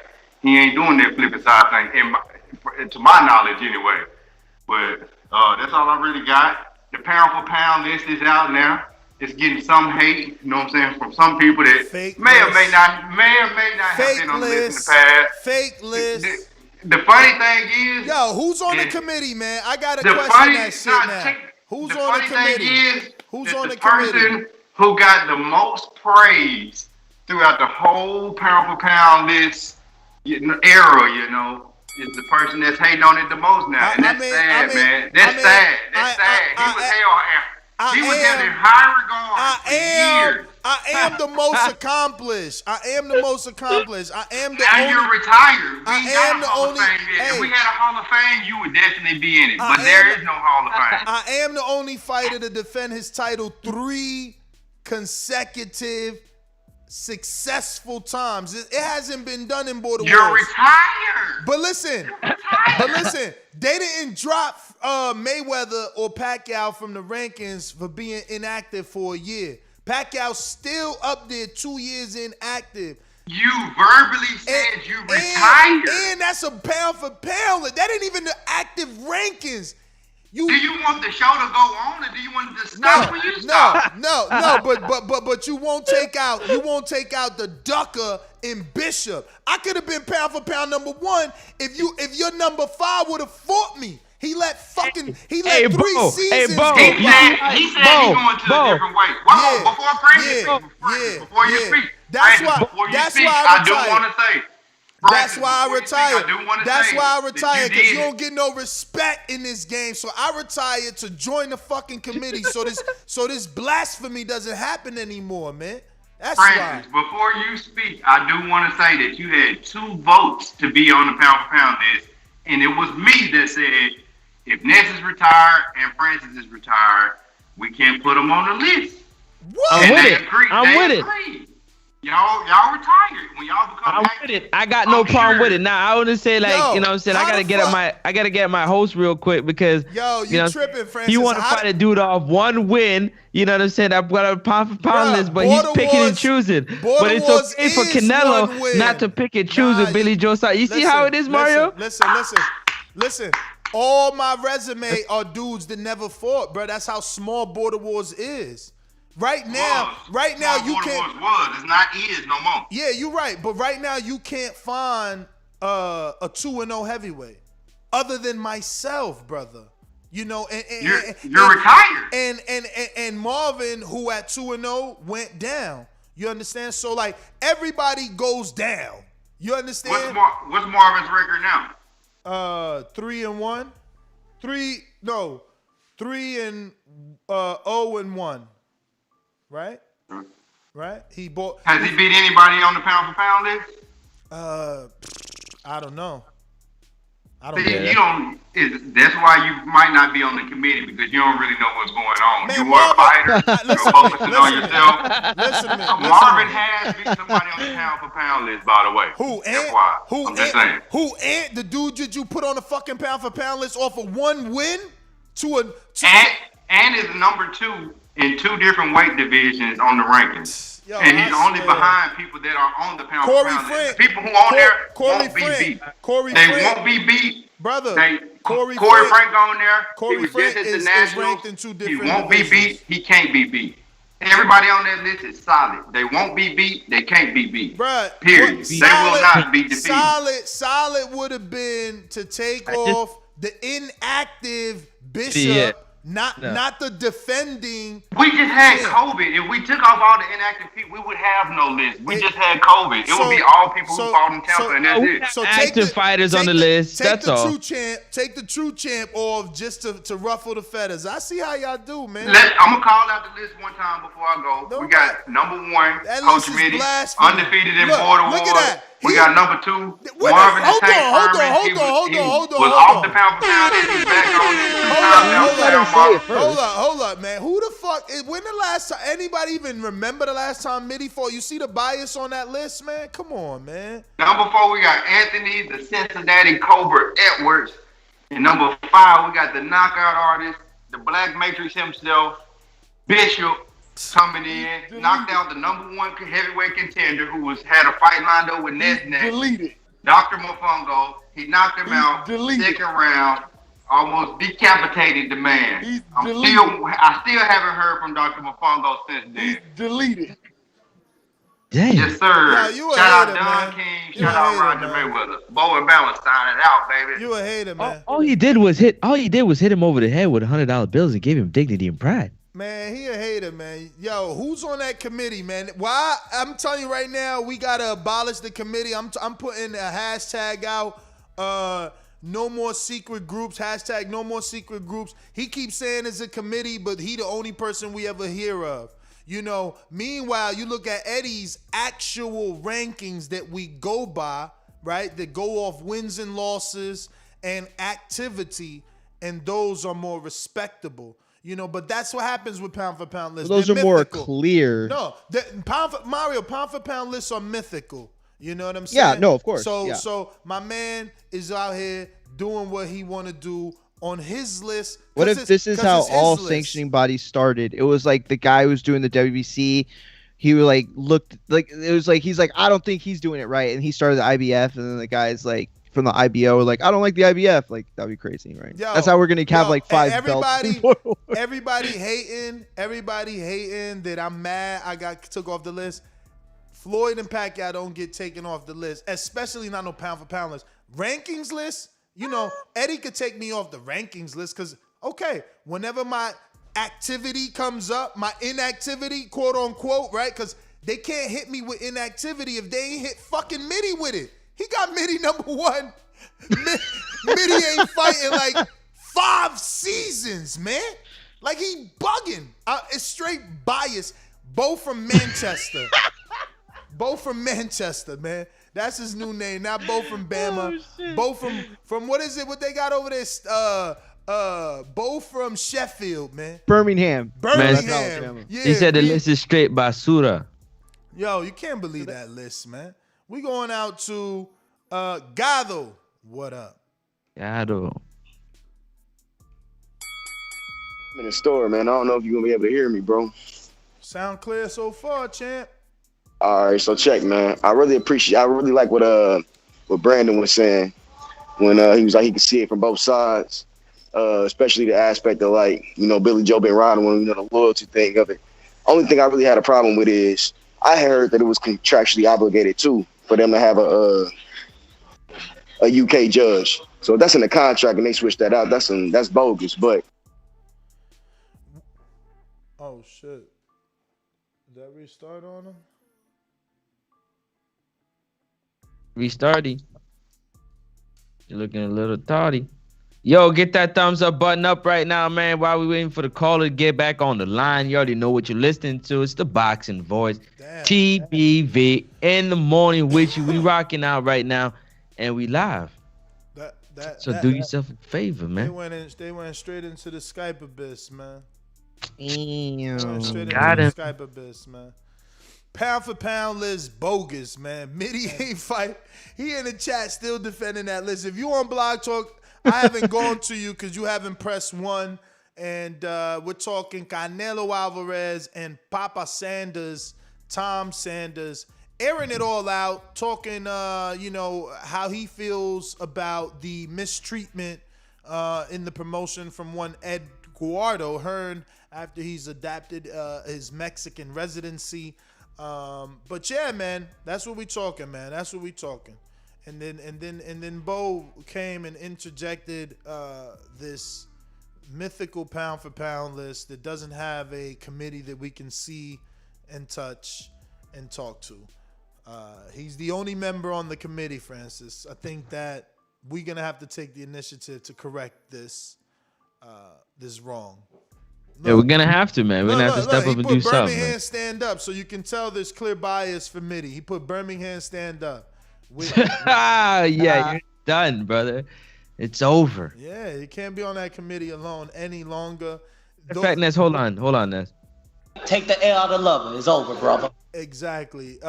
He's gonna either have to produce the names on his committee, or we can no longer. Yo, why you trying to get the names for the committee so hard? You've been trying for like you need to know the name. Yeah, we got to know the name of the committee. I'm just saying, how can we take the committee serious? It's like people that serve high warrants. What is it? Secret society?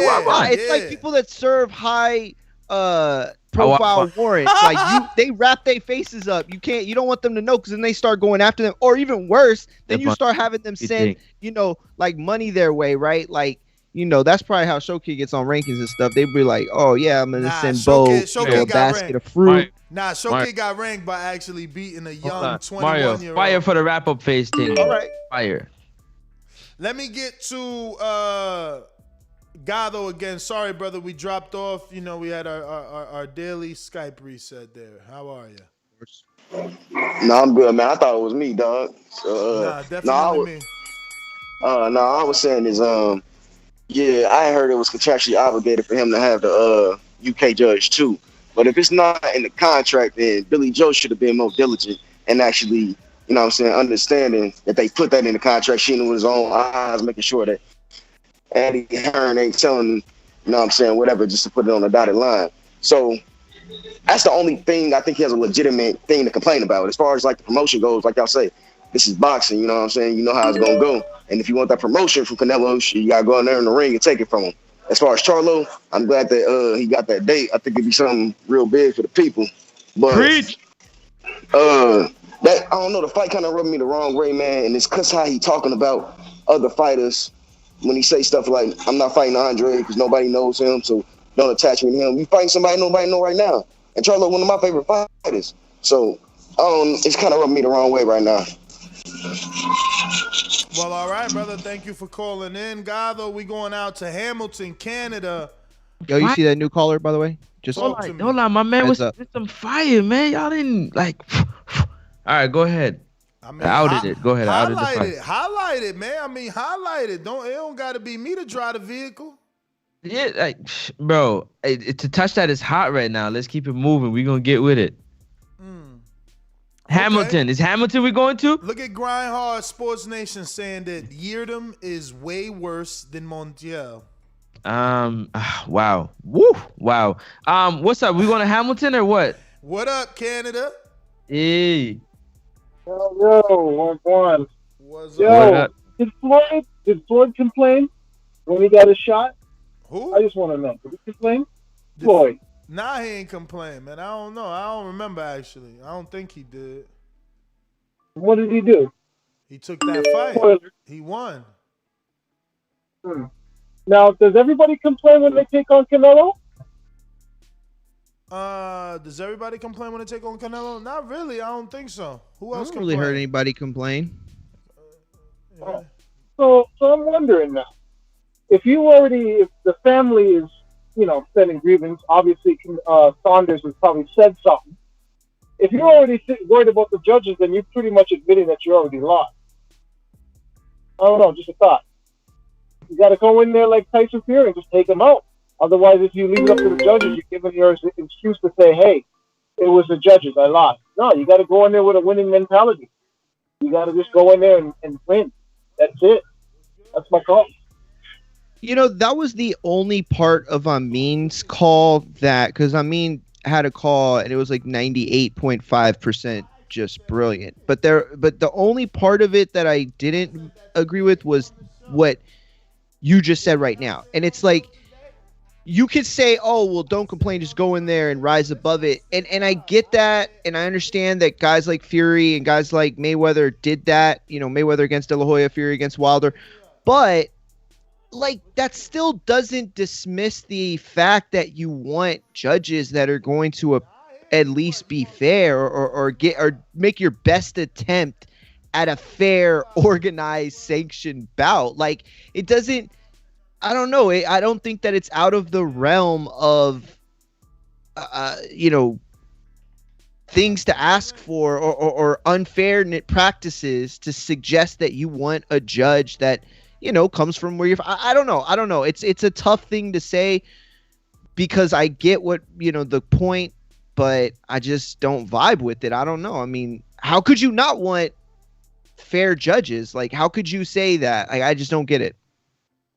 It's like, I'm going to knock the guy out so we don't need fair judges. Like, I don't. Yeah, that don't make no sense for right. That's the only part to me that's kind of like, I don't know.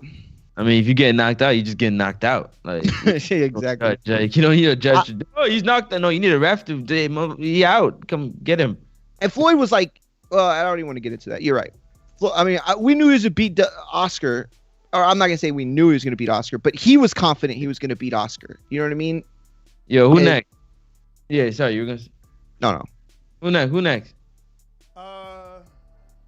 There's a new caller on Blood Talk. A new caller in what looks like Houston. Talk to me. H-Town. Hey, what's up, fellas? Good morning. What's up? Hold on, let me take y'all off the speaker. Who's this? This is Ramon calling from Houston. Ramon, what's going on? Ramon, who's a better opponent? Yevgeny Yirdom or for what is his name? Juan Malcias Montiel. I'm gonna go with Juan Mancias. Oh. Just because Yirdom. I mean, how long was he out for? Yirdom, he was out for about a year, maybe two, right? No, I think it was more like 2 years, wasn't it? Yeah, maybe two, I think. Yeah, it was more like 2 years. So just for the simple fact that he was gone for that long and he was coming off of that loss, and I'm just gonna give that nod to Charlo, but still they're both bad opponents. But what I wanted to talk about was Billy Joe Saunders. Now we all know that Billy Joe Saunders he plays those mind games, right? He hasn't done it with Canelo, but do you think he's picking up maybe it's next time and playing some mind games on the judges and maybe getting some favorable rounds here and there? Because you're already in the ring with Canelo, he's gonna get the best of his body in some rounds. So him speaking out and saying that, do you think that maybe that's him trying to get into their mind or to the judge's head? I mean, maybe. Yeah, I guess, it's definitely could be. It's definitely gonna be in everybody's mind. He's notorious for playing mind games. He's notorious for speaking and getting into people's heads for fights and stuff like that. Yeah. But yeah. But another thing, he's not. I've heard a lot of people say that he's gonna outbox Canelo. Yeah, he can outbox Canelo, but I don't think he can outbox him for 12 rounds. Canelo puts too much pressure on people. He pressures you too much. He's gonna cut off that ring. He just can't jump around and get away from Canelo for 12 rounds. It puts too much stress on people. He's on your grill all day. He's gonna walk through Billy Joe's punches. He ain't gonna feel them, and he's just gonna end up catching him in a corner, hitting him with a couple body shots, slowing him down, and just wearing him down through 12 rounds. I don't think Billy can do it for 12 rounds. Well, all right, brother. Ramon.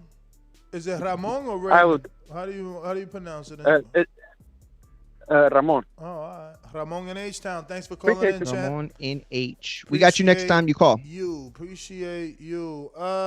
So we should be getting Thomas Lamanna on. I guess they heard the show and misinterpreted what I said, bro. I definitely said I'm picking them.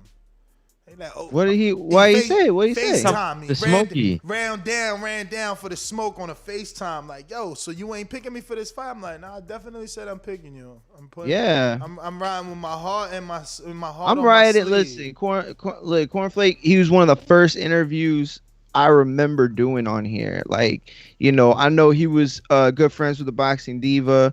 And she was always somebody who was cool with me and Yeah, man, I'm going for him. I hope he wins. Like, I don't really root for guys like that. Like, rarely. Even dudes that, like Rob Brandt, Jermall Herring, Cornflake. Those are 3 dudes that I will admit that I've watched a fight in their last year and have said, I'm going for that guy. Like, I want him to win. And it's because of my experience with TBV. Yes, sir, man. Look, it's like I already said, what I said, so I ain't gonna say what I said until he come. But now we staying here longer until he come. Done with the callers.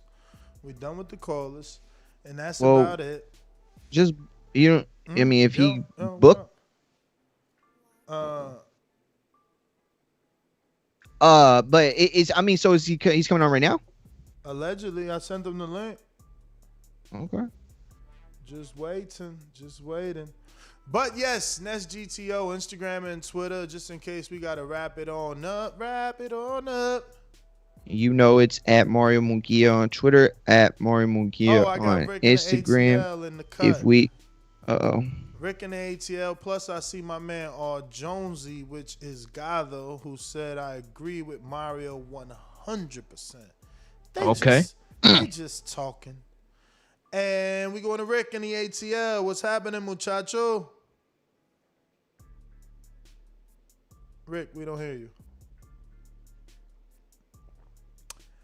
Rick, we don't hear you. Hang up and call back in, because there's something up with your microphone again. Nice. Here goes Rick on the call back real quick. I think Mario said he seen a dope chick. Hey, what up, Rick? Rick. Rick. It's the riggedy. Show my age. Rick. He hasn't unmuted yet, fellas. Patiently waiting for Rick. It's a good ass song though. And Huang, you haven't pressed 1. That's why we ain't go to you. And Rick dipped off yet again. I guess he's having connection issues. Yo, why is my man pulling out this false list, man? He's out here pumping the false list. Pound for pound list. Number 1, Mitty, the coach. Number 2, Marvin, the tank. Furman. Zero airplay, man. And you spelled Furman wrong, brother. But you're not giving Bama Bo no until we get the names of the committee. We can't be talking about this list, man. And Anthony. Who's with him, man? How does he come up with these shit, man? How does he make these decisions? We need answers, man. We need answers. Yo, y'all tripping. Yo, y'all really come on.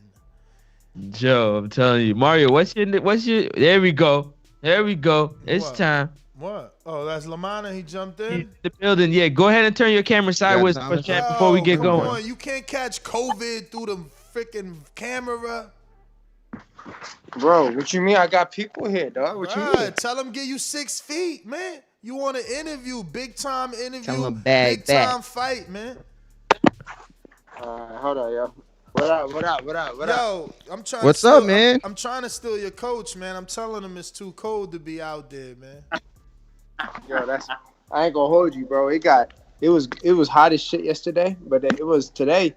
It's a little breezy. Got a little breezy today. I'm sure, man. Y'all need to come hold camp out here, man, one day after you get this win. So getting that right out the way, I literally went on record today and said I'm picking with my heart, and I'm putting my heart on my sleeve, and I'm picking Lamanna. I said Laura's already had his day. New Jersey's definitely been put on the map. A lot of kids from New Jersey are now men and really repping. I mean, and I would love for you to get this win because, you still got more left in you. So, yeah, I officially had picked you today. It's a coincidence that you FaceTime me. That being said, it is not an easy task. I'm picking you with my heart. Laura is still a fucking dog. So accurate, too. That's the issue, his accuracy. And then he's got good legs for defense. So it's not an easy fight. You got to assume that you have to change your whole style and become a Mexican, right? Like, Well, I don't want to see you trying to box Laura, Coach. I don't want to see him trying to box Laura. Like, are we about to become boxers and outbox the boxer in the later stage of your career? What's the game plan, man? Just to win, bro. Nah, listen, bro. Here's the fact. Cause I'm gonna be real cliche with shit. Hold on, let me just because Coach, I don't know what the hell he be doing with my hands sometimes, bro. Well, while you do that, I'm gonna let everybody know that we do have Thomas Lamanna, 34-1 professional fighter who's gonna take on Erislandy Lara on May 1st, and that's going to be at the Dignity Health Sports Park in Carson. And that's the lead up, man. That's the free lead up to one of the biggest cards of the year, man. And if you're not familiar with Thomas Lamanna's work, he has been in there with the lights of Jorge Cotto, who we talked about earlier this morning. Gabriel Bracero, he's been in the ring with Dusty Hernandez Harrison, another great fighter. So Antoine Douglas. So a decorated fighter is Cornflake Thomas Lamanna out of Jersey, and getting ready though for his biggest fight of his career against Erislandy Lara. Also, to add to the plot, he changed trainers for this. For this particular fight, and he's no longer with Boxing Rail. He's now with Coach O. So you got that element. Like, how good are you gonna do with your new trainer on your biggest fight of your life? It's like, everyone says, this fight is my biggest fight because if I don't win this fight, I don't get the next fight. But this is your biggest fight. I mean, I don't think. You just ran off the list. Lara would be the most decorated fighter that you beat if you can beat him. Yeah. So all right. So going back to the first one, at the end of the day, Lara is a dog, right? Mm-hmm. Lara is a dog. But Lara was a dog when he was with Ronnie Shields because Ronnie Shields made him a dog. Being with Sal, you have to understand, like, I pay attention to little things. Feel me? Ishmael Salas is a boxing teacher, right? Mm-hmm. He's a boxing teacher. He's a boxer. He's a safe. I'll put you like this: name one fighter Sal's got that's a dog. That's a legit dog. Yurdani Urgas. He's not a dog. He's a very crafty, very highly underrated, crafty, skilled Cuban. He's not a dog. Really? I don't know. I think that the body work that he puts in, like, that's what his game is, body work. So I would consider that a dog because, when you go to the body, you open yourself for the counter. But hear me out. That's craft. When we say dog, we're talking about Jerry Hearn Lara. That's dog work. We're talking Sean Porter. Sean Porter's a dog because he's grizzly. Like, Sean Porter, ugly fight. You know what I'm saying? You know what I'm saying? That look, all for we all have opinion. In my just opinion, when I look at Lara, he could be a dog, and he showed it plenty of times. Especially in the Hearn, more recently the Hearn fight. I thought he got screwed on the Castano fight. You know what I'm saying? I thought he kind of edged it out by like a round. But he was a dog when he was with Ronnie Shields. Now he's that 45-year-old, you know what I mean? Throwback, 45? You know what I'm saying? You take a shot. He's not 45, Chan. Yeah. You feel me? He's a good throwback 45-year-old Cuban, you know what I'm saying? He's pop, you know what I'm saying? His rhythm's very slow, the pace is very slow. You know what I'm saying? I got like damn near 15 years on him, at least 10, 12 years on him, bro. My legs is fresh, you know what I'm saying? So if you want to get at a high pace, but honestly, we've never seen Lara fight at a high pace. He'll run at a high pace, but he don't ever fight. Angulo and Hearn, those are high pace. They was bringing the pressure to him. Both of those dudes was on his ass, so to speak. And what happened? I mean, he came from behind for Angulo. Remember, it was ugly for him in the Angulo fight. Then his accuracy won him that fight. I could see Angulo's punches back in that day, and I was watching that fight too. I could see Angulo's punches from goddamn Patterson. I'm over right now. I can see that shit from Joe Greer, Jim, and Patterson to where I'm at right. Yeah. Easy to say from the outside, bro. When you inside with that. Listen, remember that a young Gabe Rosado fell to the pressure of Perro Angulo. Angulo was no joke early in, man. That Kirkland fight took a lot from Angulo and a lot from Kirkland. But look, but nonetheless, look at it in my favor, right? We're going back many years. Matter of fact, though. Yeah. That's meant that. Fuck, what was that? 2012, maybe 2013. At least 2014, something like that. Kirkland, fuck. What are we talking? The Kirkland fight? No. The Before that. The Angulo and Angulo Laura was, yeah, you right, man. 2013. Yep. 2013. Look at Laura now to back then. Yeah, but what you did also them gotta fights really do? You also got to compare him to look at Angulo right now and look at Laura. Like, one is still out here. Listen, that's never mind. So you think he old? Basically, you on here telling us he old. Bro, there's no doubt he's old. Absolutely. So listen, I'm not listen. 38 ain't old, man. Look but at he's B-Hop. got a game that favors an older fighter too, though. You know what I mean? You mean 41? 38 ain't old. Listen, B-Hop. Is Boxrec say 38? Gamboa went 12 with Devin Haney, who's the future. Gamboa went 12 with Tank, who's a puncher. Bro, but you acting like that's a surprise, bro. I won bread off of that he was gonna go the distance, bro. Devin Haney's all that, but he wasn't stopping no Yorgos Gamboa, especially coming off the performance he did when he fought that kid in. I don't even know who he fought on that. I think it was the Logan Paul card. And plus coming off of like that long ass layoff and shit. That I ain't trying to hear all that. At the end of the day, Laura, you know what I'm saying? Look, is he old? The answer is yes. Is he still a crafty world champion, highly respected, highly avoided a fighter? Absolutely. But at the end of the day, his tires are flat. I'm getting flat. I agree with that, though. Yo, I love your confidence. I love your confidence, but I think it's more than just age, man. It sounds like you're saying, and listen, I'm picking you too. It's Mario here. We haven't spoken in a really long time, but I'm rooting for you, bro. I've been following your career since 2012, at least. You know what I'm saying? From Texas, watching a kid from New Jersey grow up. I remember when you first got on Showbox. So excited to see you, on ESPN the first time TV fight. So this is a long time coming.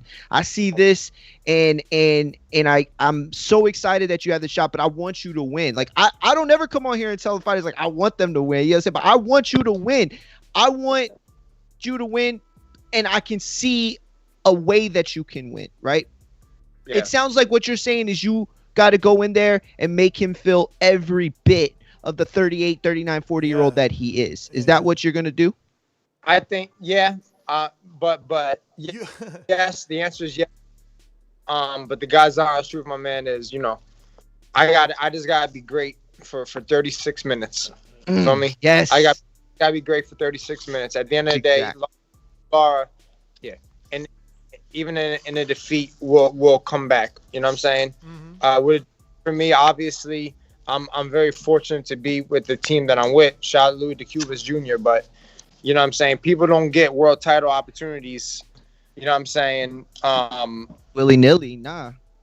Yeah, I'm saying, yeah, and especially coming off of, you know what I'm saying? I'm coming off of 2 wins, but coming off of my previous PBC performances, despite the Mendoza fight. Lamanna, fix the screen so we can see you cutting your whole face, so we get all nostrils. Just extend it a little bit. Now, you know what I'm saying? So, especially after all that, you know what I mean? This is like my one shot, and I'm going for it. I seen something like I've kind of been off of everything. I've been off of social media. I've been off of all that. But I got a text from someone that Laura, that they did a boxing scene thing, and he put out there, which that's cap too, because he don't even talk like that.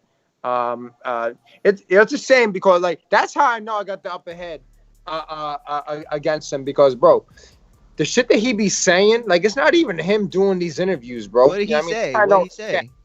No, it's not even nothing bad. He was saying, oh, like I'm actually, it was all positive. I'm a tough fight. You know what I mean? I have a unique style. You know what I'm saying? It's my first world title opportunity. You know what I'm saying? So he has to be at his best to beat me, blah, blah, blah, the whole bullshit. Listen, I know it's not him speaking, so that's how I could judge a man by,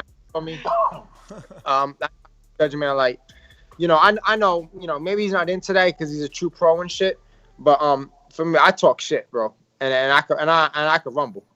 Either way, you know what I mean? Either way it is, you know what I'm saying? Obviously, I'm not undefeated or nothing like that. I've obviously had losses and shit, but I know I can rumble. And to agree with what you said, yeah, man, he got to feel all that 38, 39. You know what I'm saying? Cigarette smoking, cigar smoking, alcohol, and living that Cuban life.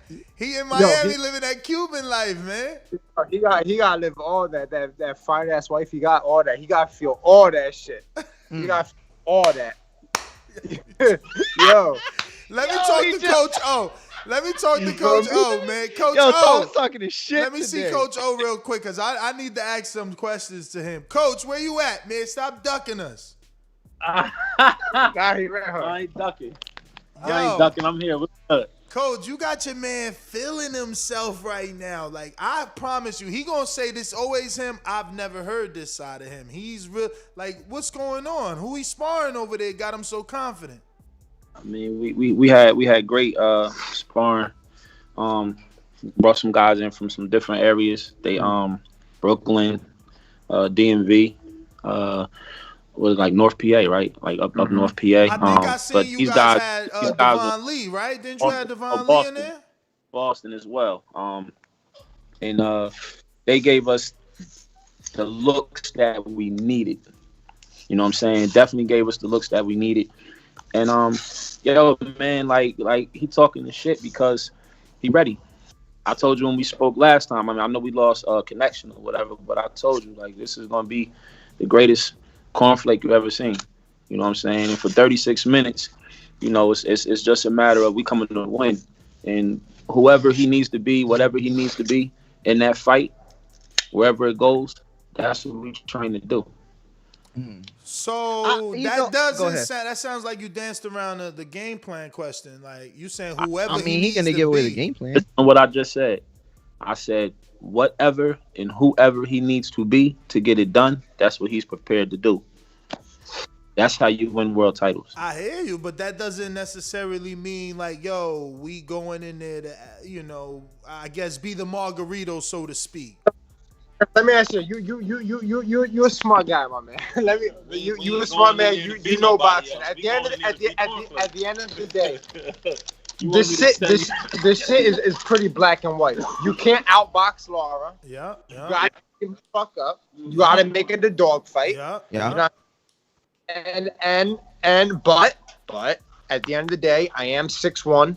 My style. If you get asked a question is, what type of fighter would you consider Thomas Lamanna? You would say a boxer, damn sure not a puncher. You know what I'm saying?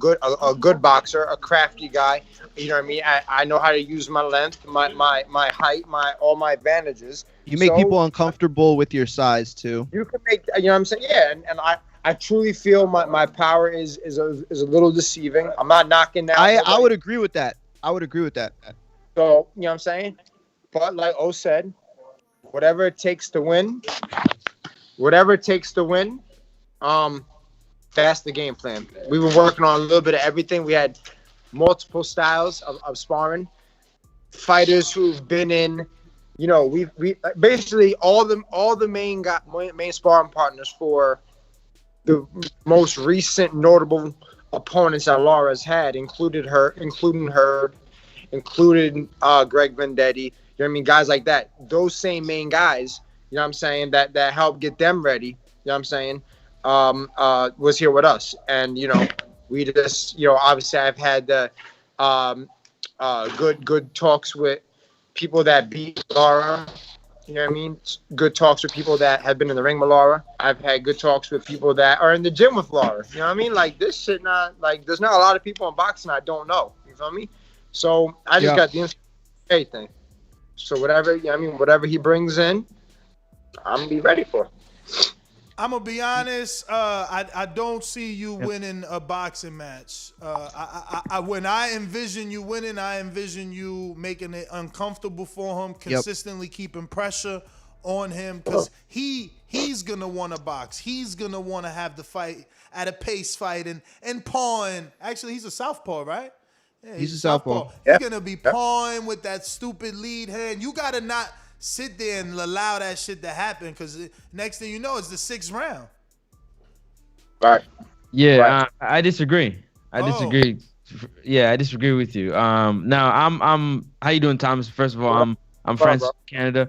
I would be remiss not to keep it 100 and be myself like I always am. So I'm just gonna keep it 100 with you. I want you to win this fight.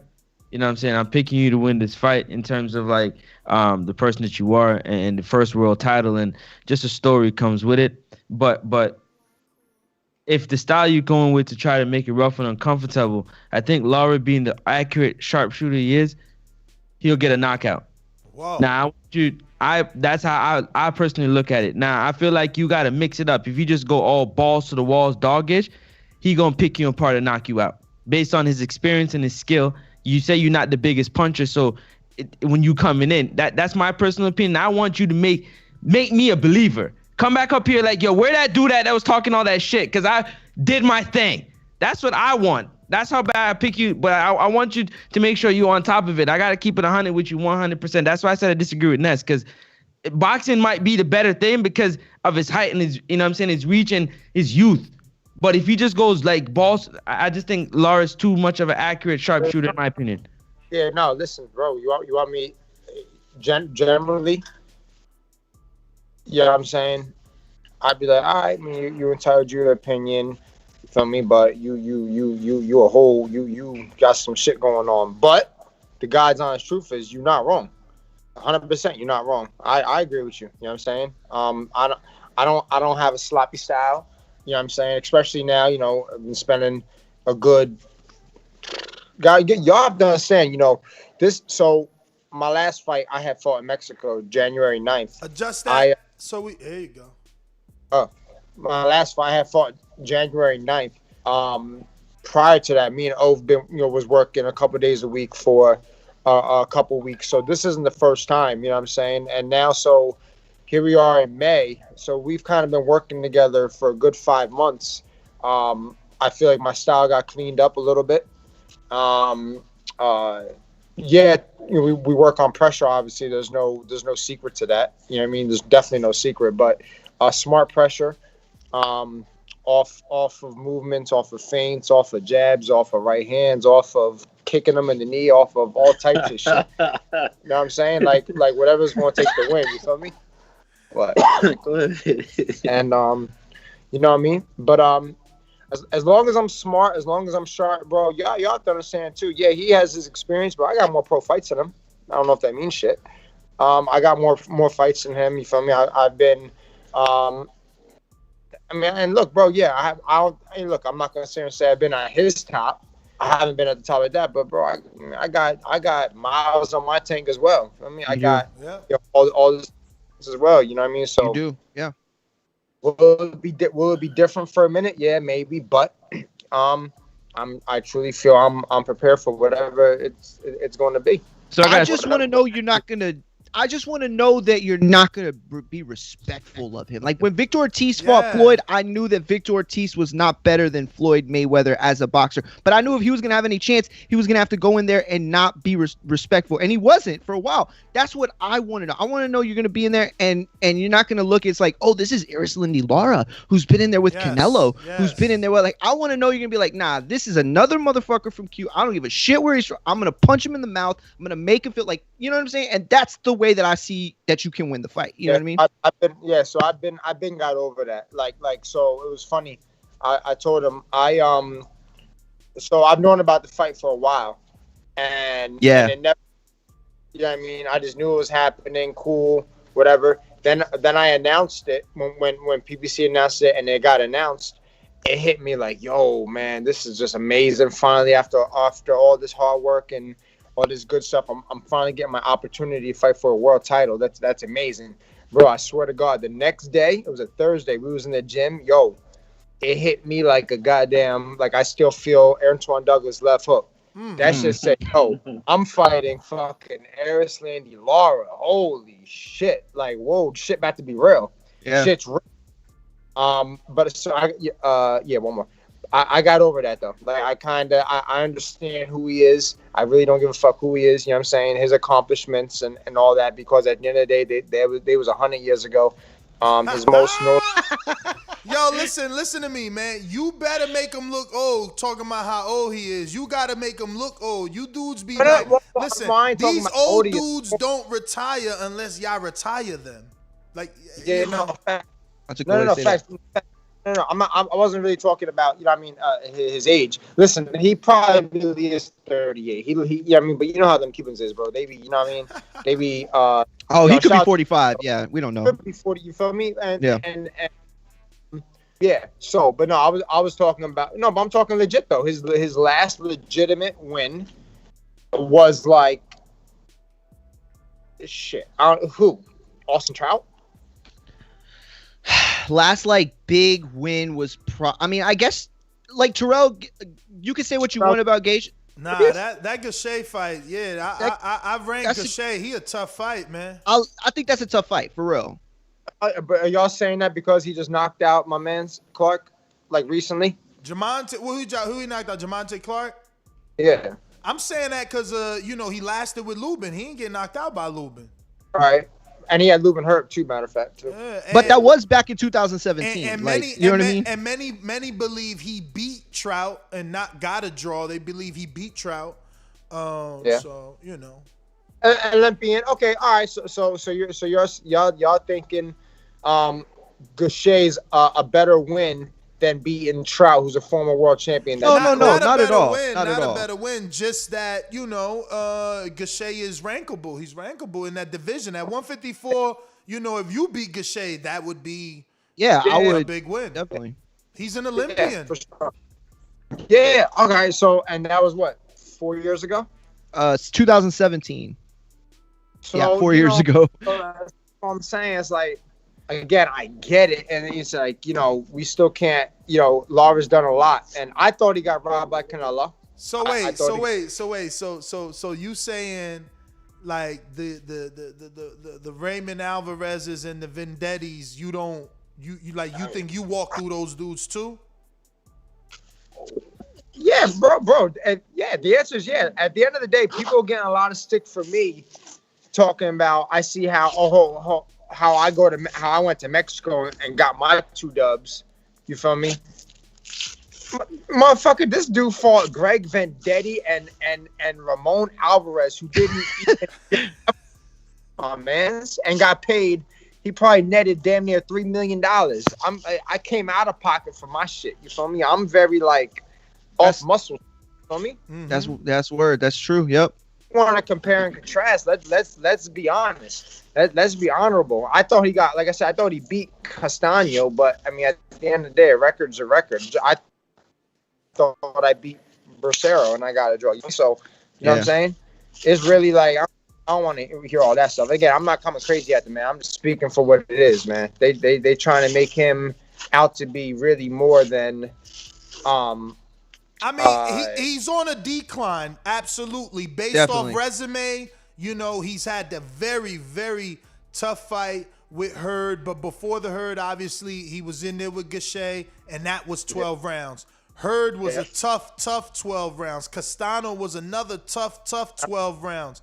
Then they gave him, you know, the Alvarez and the Vendettis, which Vendetti took him 12. Vendetti took him the distance, yes, he took him 12.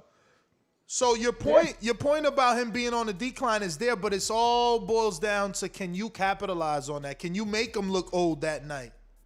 At the end of the day, I could talk Grizzly as much as I want. At the end of the day, man, we still got to fight. Yeah. And like I was thinking, bro, experience don't win fights. My bad, bro. There you go. Experience it plays a major role. You know what I'm saying? It plays a major role, but it don't win fights. Just like that's kind of like the same with me saying size matters, like size. You feel me? Like size matters, but skills pay the bills. Yeah. You feel what I'm saying? At the end of the day, we got to rumble. We got to fight. A fight is a fight. For real. A fight, no matter how you cut, dice, slice, a fight is a fight. No, I mean it's your fight to win, Lamanna. I hope that your camp is going as good as you say it is, and that it's your time. That's why we're picking you, because it's like you are getting them on a decline. You are younger, and it's your Rocky moment to win, where everybody thinks you're gonna lose. I mean, my chat is definitely telling me that Michael Coppinger is saying on his podcast that this is an easy fight for Laura. So this is your Andy Ruiz. Whoa! We still need those guys. But listen, this is your Andy Ruiz moment, right? You need to prove the. No one thought Andy was good. I know I didn't. I ain't pick him. I wasn't surprised. I wasn't surprised. Shit.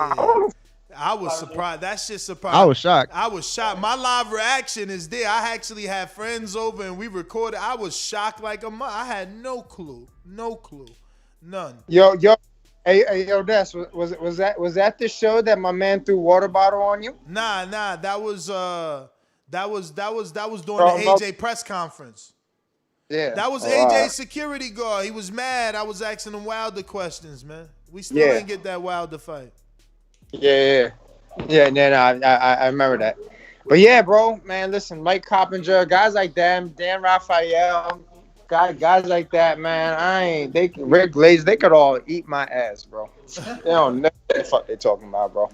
That's a little weird, but listen, they wouldn't get in the ring, and that's all that matters. Listen, I do want to thank you for coming on. Coach O, man, this is your moment. I'm holding you to them words. I know you said that you don't take fights just to take fights, that you really trying to get this win. You trying to make your name for yourself off this. So I hope that you guys get this win. I know, Francis, you going to go with the world famous ones? You know what? I might as well. Let's do it. World famous Francis questions. Real quick, Thomas Matthews, just a few questions. All the way in Jamaica. These questions was cooked up all the way in Jamaica over there, man. You know how I go already. So Thomas, I want to ask you real quick. When you're doing your conditioning work and you work in the gym, what type of music you listening to? I know. Reggaeton, believe it or not, hip hop. Reggaeton and hip hop, like rap and hip hop and stuff. That's the tempo. And is that what the type of song you listen to? So you listening to that Anuel? Man, listen, I got that, Daddy Yankee, goddamn. Okay. I got a playlist, man. Shit, I mean, I don't know the names and stuff, but man, because my fiance is Puerto Rican, so whatever she got you into it. Yeah. That's what's up. Love it. And what is your just before you walk out of the locker room, what is the song you like to listen to before your ring walk? Is there a particular song, or you just go with no music? No, I mean, I pray. That's all. And just say, man, just allow me to be great. So I don't listen to music. I know the ring. I know obviously the ring walk song that I got, and then I do. Okay, so it's weird. The week of the fight, I won't listen to my ring walk song. That's like a weird thing for me. It's weird. Like I won't listen to my ring walk song that I know I'm gonna come out to, because it's just, I want to be like, oh shit, when I hear it when I'm walking out, I want it to be like, oh, all right, it's time to go. So that's kind of like a thing that I do too. Cool. And real quick, I wanted to ask you, what is your pre-fight meal? Like after you weigh in, pre-fight? Steak, pasta, stuff like that. I have steak and pasta. Those are like the two main things. Depends on now with this, obviously with this weird bubble environment, what they're gonna have really. But I'm gonna do the best that I could to make sure I get them steak and pasta. And what is your post-fight guilty pleasure? Like I got to have it when I get out the ring.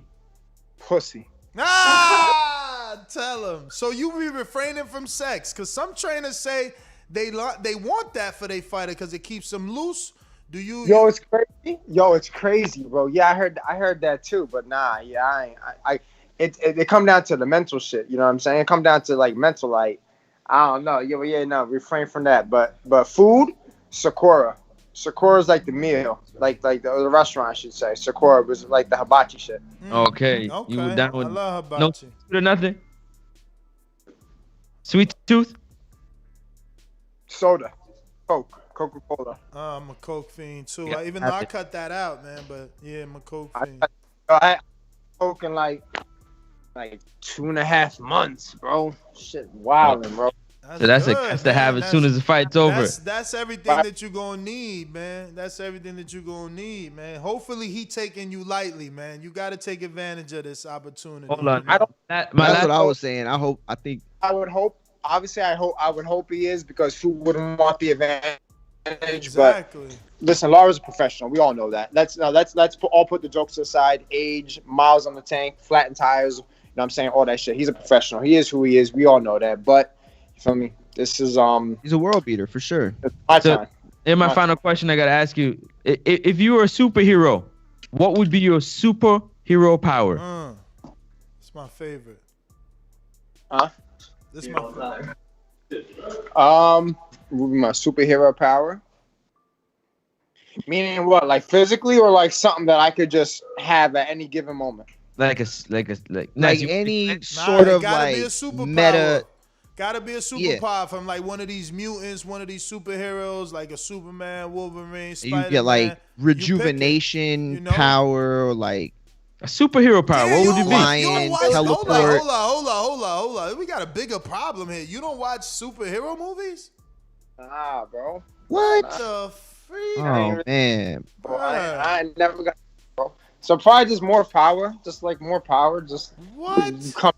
I could just like tap you and you out. Yeah, like a Hulk. So you ain't watched the 4-hour version of Justice League on HBO Max? I don't even know what that is, bro. Father, forgive him, and he doesn't know what he's saying, man. What you mean? Superman and Batman with Wonder Woman team up? Fucking flashes? Nah, I'm fucking with you, yo. But Thomas, man, thank you for coming on. We appreciate you, Coach O. Keep doing your thing, man. Hopefully, Thomas, give your social media real quick, and if any, and also if you still got the merch. Wait, I don't know. I haven't seen it. You got merch right now? Yeah, he launched with. Yeah, Millions. You got the line right. Yeah, I'm with Millions. Yeah, yes, that's right. That's what it is. Yep. Yeah. So yeah, man, my Instagram, official Cornflake Boxing. My social media. My Facebook. Just my name, Thomas Lamanna. On my fan page, Thomas Cornflake Lamanna, and also my promotion company, Rising Star Promotions. Yes, sir. That's well, what's thanks up. once again, Coach. Oh, give out your social media, man. Instagram is Archie ARCHIE _Cream CREAM 777, and Strap City Boxing STRAPCITY Boxing Club. That's my Instagram joint. Coach, funny story that I just realized. Huh? I said I'm gonna get with you. Nah, hold on. I said funny story that I just realized not too long ago, right? Like, I knew Amanda Rose. I used to train every now and then in Elizabeth. But I would hate that gym. I would only go because of Alex, right? Because he's local. Okay. And, you know, he Coach Don, Coach. I'm like, nah, man. Ain't no sparring for no heavyweights there. I can't be there. So that girl, I would see her there working out. And I would always tell her, man, you need to come to Patterson. Or when we move to Hanover, like, you need to come to Hanover with Terrific. And she like, nah, I work at Strap City. I'm like, where the hell is Strap City? Bruh, I never knew what the hell she was talking about. And now I realize you are that coach. So long story is, why you never? Well, she's not pro worthy, because she definitely got that look that's gonna sell quickly. She would blow up. That's crazy. She had took some time off. You know what I'm saying? Yeah, she turned into like a personal trainer now. She turned into. Yeah, but she's still in the gym, bro. She's still in the gym. She actually just waiting for me to get back. She's still in the gym.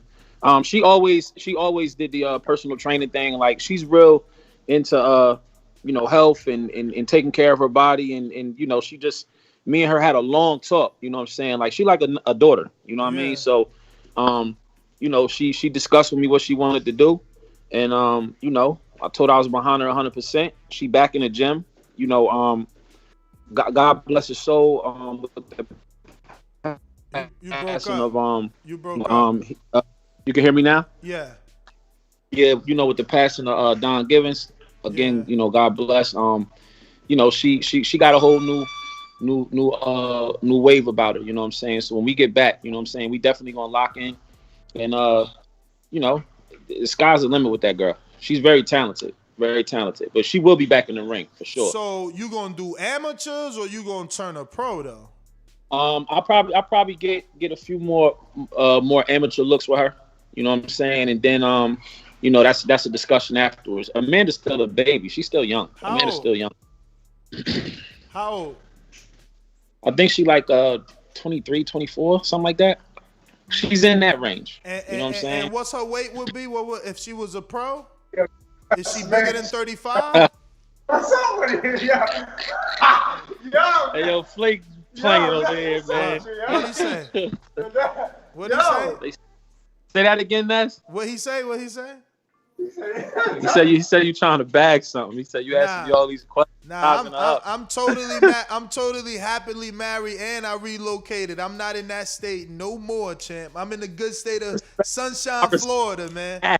I'm good. Let me tell you what I'm trying to do. I'm trying to get Coach O to the next level because if she happens to be 135, maybe even 140, by the time she turned pro, she could still get a fight with Michaela Mann.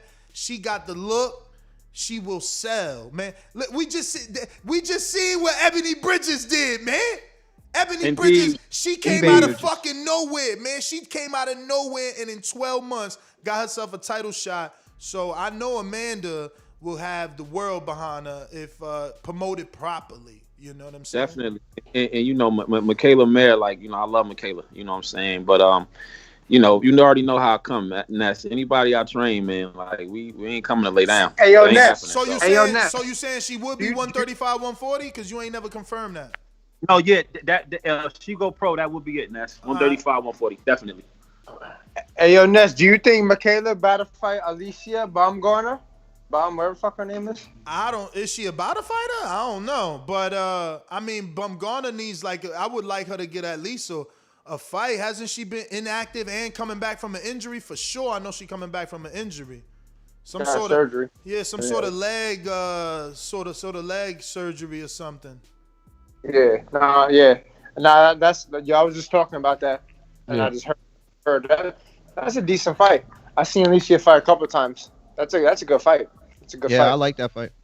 It's a good fight. Yeah, I mean, Alicia hasn't gotten the grooming that Michaela has got, and Michaela be getting that top level sparring, man. She's in some really good camps. Right. Or rather, they bring in good people to the camps that she be at because of who she trained with K, man. So, K, my guy. K, Al Davis. K getting his day, ain't he? Damn, he got such a big stable out of nowhere, right? Like Shakur, he got Anderson. It's crazy. I mean, Ness, you from Jersey, so you probably hip to this. We all kind of, at one point, like when Shakur and them was younger, all them, we all basically traveled together. So in a sense, we all, came up individually from our own cities, but we all at one point, with Vito and all them, we was all together, like deep, like it was like an East Coast super team. Like we would just go everywhere, all the nationals locked in together, just beat everybody. Right. You know what I'm saying? Yeah. And then, so it's just like the family spread out, but everybody doing their thing. You know what I'm saying? But a lot of people don't know that. Like Rajan, Horst, Core, all them, Vito, they always together. You know what I'm saying? It's a John Bowser. The list go on, man. Like all of them came up together. You know what I'm saying? So it's just, right now the boxing community is just getting to see what's been building, through the years. You know what I mean? So it's K's my guy. Yeah, man, he getting his time. Like I said, man, congratulations to him. He's got a good crop of fighters too. Wow, man. I mean, Big Baby looking like he about to. Oh man, speaking of Big Baby, this is going longer, man. Yo, talk about your heavyweight, man. You got a heavyweight. When's he fighting? Again? Oh yeah, just had his pro debut in Philly. Beautiful debut. We looking at May 22nd. Coach, man, hook me up and just extend that so the world, when they see you in person, they know that they seen you here first. Cause you killing your you know, like give yourself a little bit of screen. You know what I mean? Back up a little bit from the camera, so that you know. There you go. Cause you want them to be able to come up and be like, Coach, I need an autograph. Man, I ain't know that was your heavyweight. So what's his name? His name is Derek Starling. Derek Starling. He's from Philly. Okay. By way of Long Branch, but he's originally from Philly, Strawberry Mansion. By way of Long Branch, New Jersey?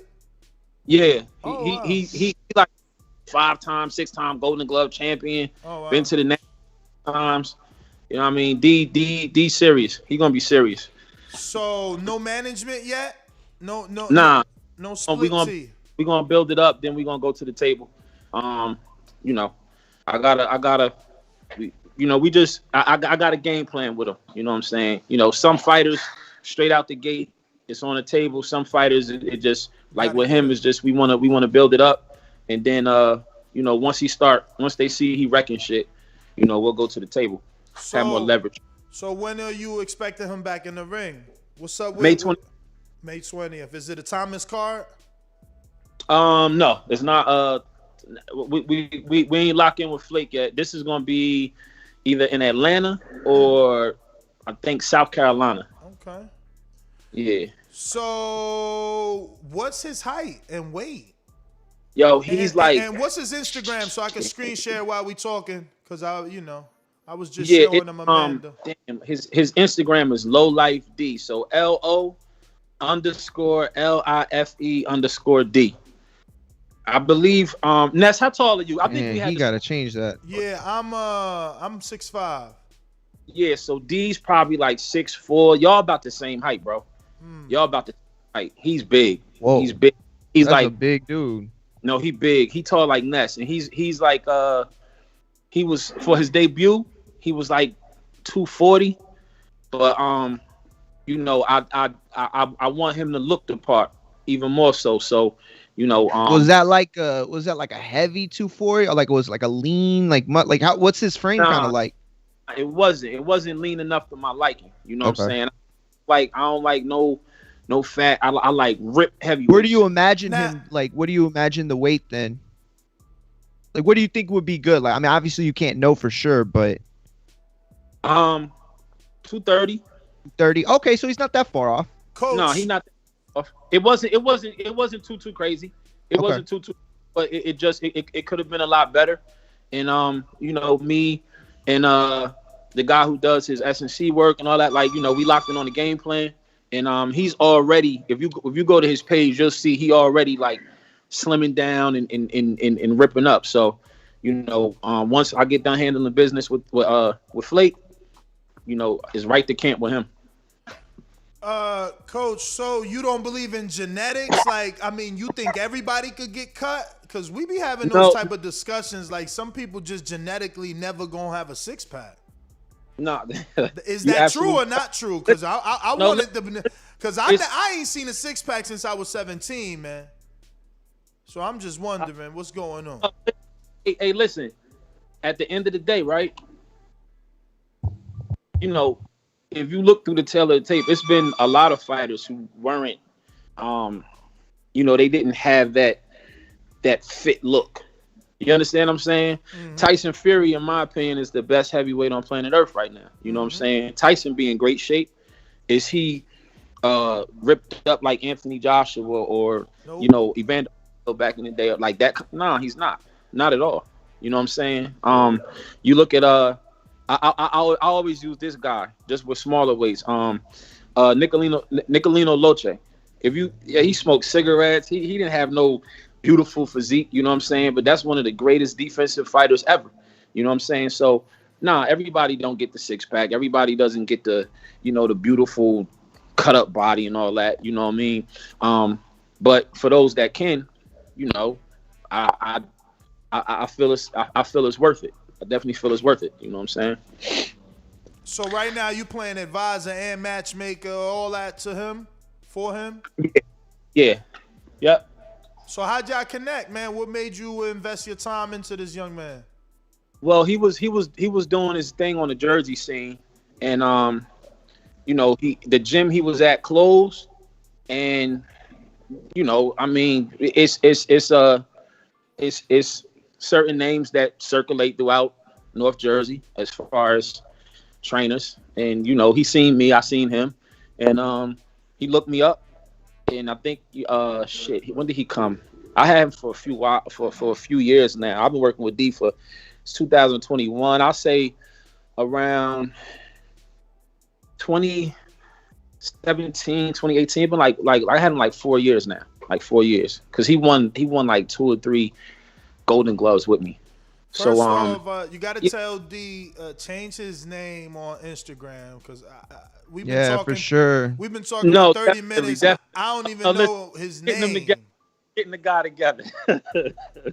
What's his name again? His name is Derek Starling. Derek Starling. Yeah, we got to get that changed. You know what I mean? Hell yeah, you gotta get that changed. More people find Derek Starling. What you mean? Yeah. But Coach, man, so I look forward to seeing what's next with him, because obviously heavyweight division is hot. If you could move him, you got yourself something. I can't let you go without asking what's next for Khalil Cole. For Kashad Elliott, what's next for your son, man? I got the chat is asking what's going on with your son.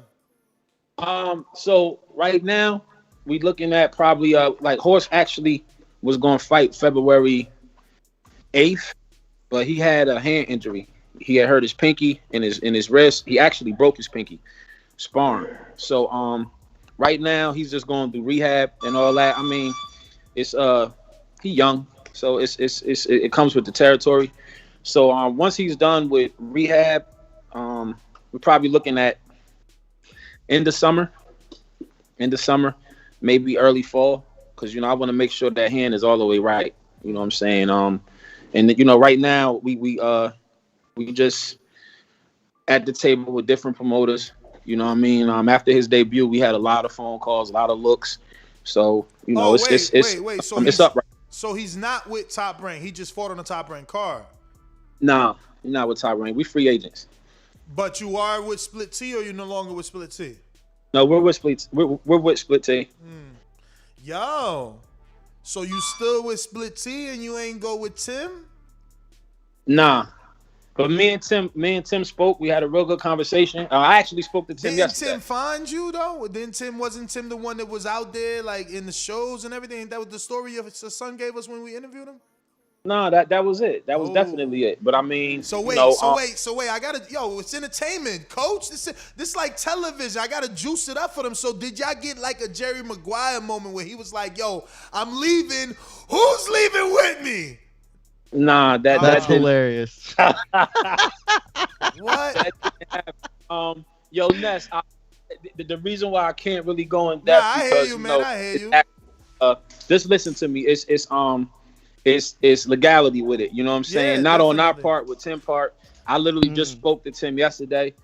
He was just calling to check in, you know what I mean, to see, what direction things was going in. So, Tim actually, we spoke very brief, but I do know for a fact that now that he's no longer with Split T, I don't believe he's actually going to be doing the manager thing no more. I think Tim is going to be going into promotion. He touched on it a little bit, didn't get deep. Yeah. So it's so funny. Managers always turn promoters, man. Well, not always, but I always say. Listen, I'm telling you, man. I was told by, so I ain't even gonna put his name out. I've said it episodes ago, but I ain't even gonna say who it is no more. Who's now a promoter? Who used to be a manager. He said when I know who you're talking about. When you manage them, they can leave you. When you promote them, they can't go nowhere. Nowhere, yeah. You're right. They own you, man. That verbiage, man. That verbiage. Yeah. That verbiage in them contracts, they keep you forever, man. But Coach, man, thank you for coming on. Thank you for making it a little spicy at the end with the see. My listeners don't even know about that Newhouse. What is it, Tim Van Newhouse gossip? But I told them when I started this show 3 hours ago. Actually, I said, boxing is like a soap opera. And look, that's another little soap opera, you know? Little Right. management team split. My man about to do his own Jerry Maguire. It's funny that you say that because he kind of insinuated that he was going to do management. But promotion, I get it. Yeah, yeah.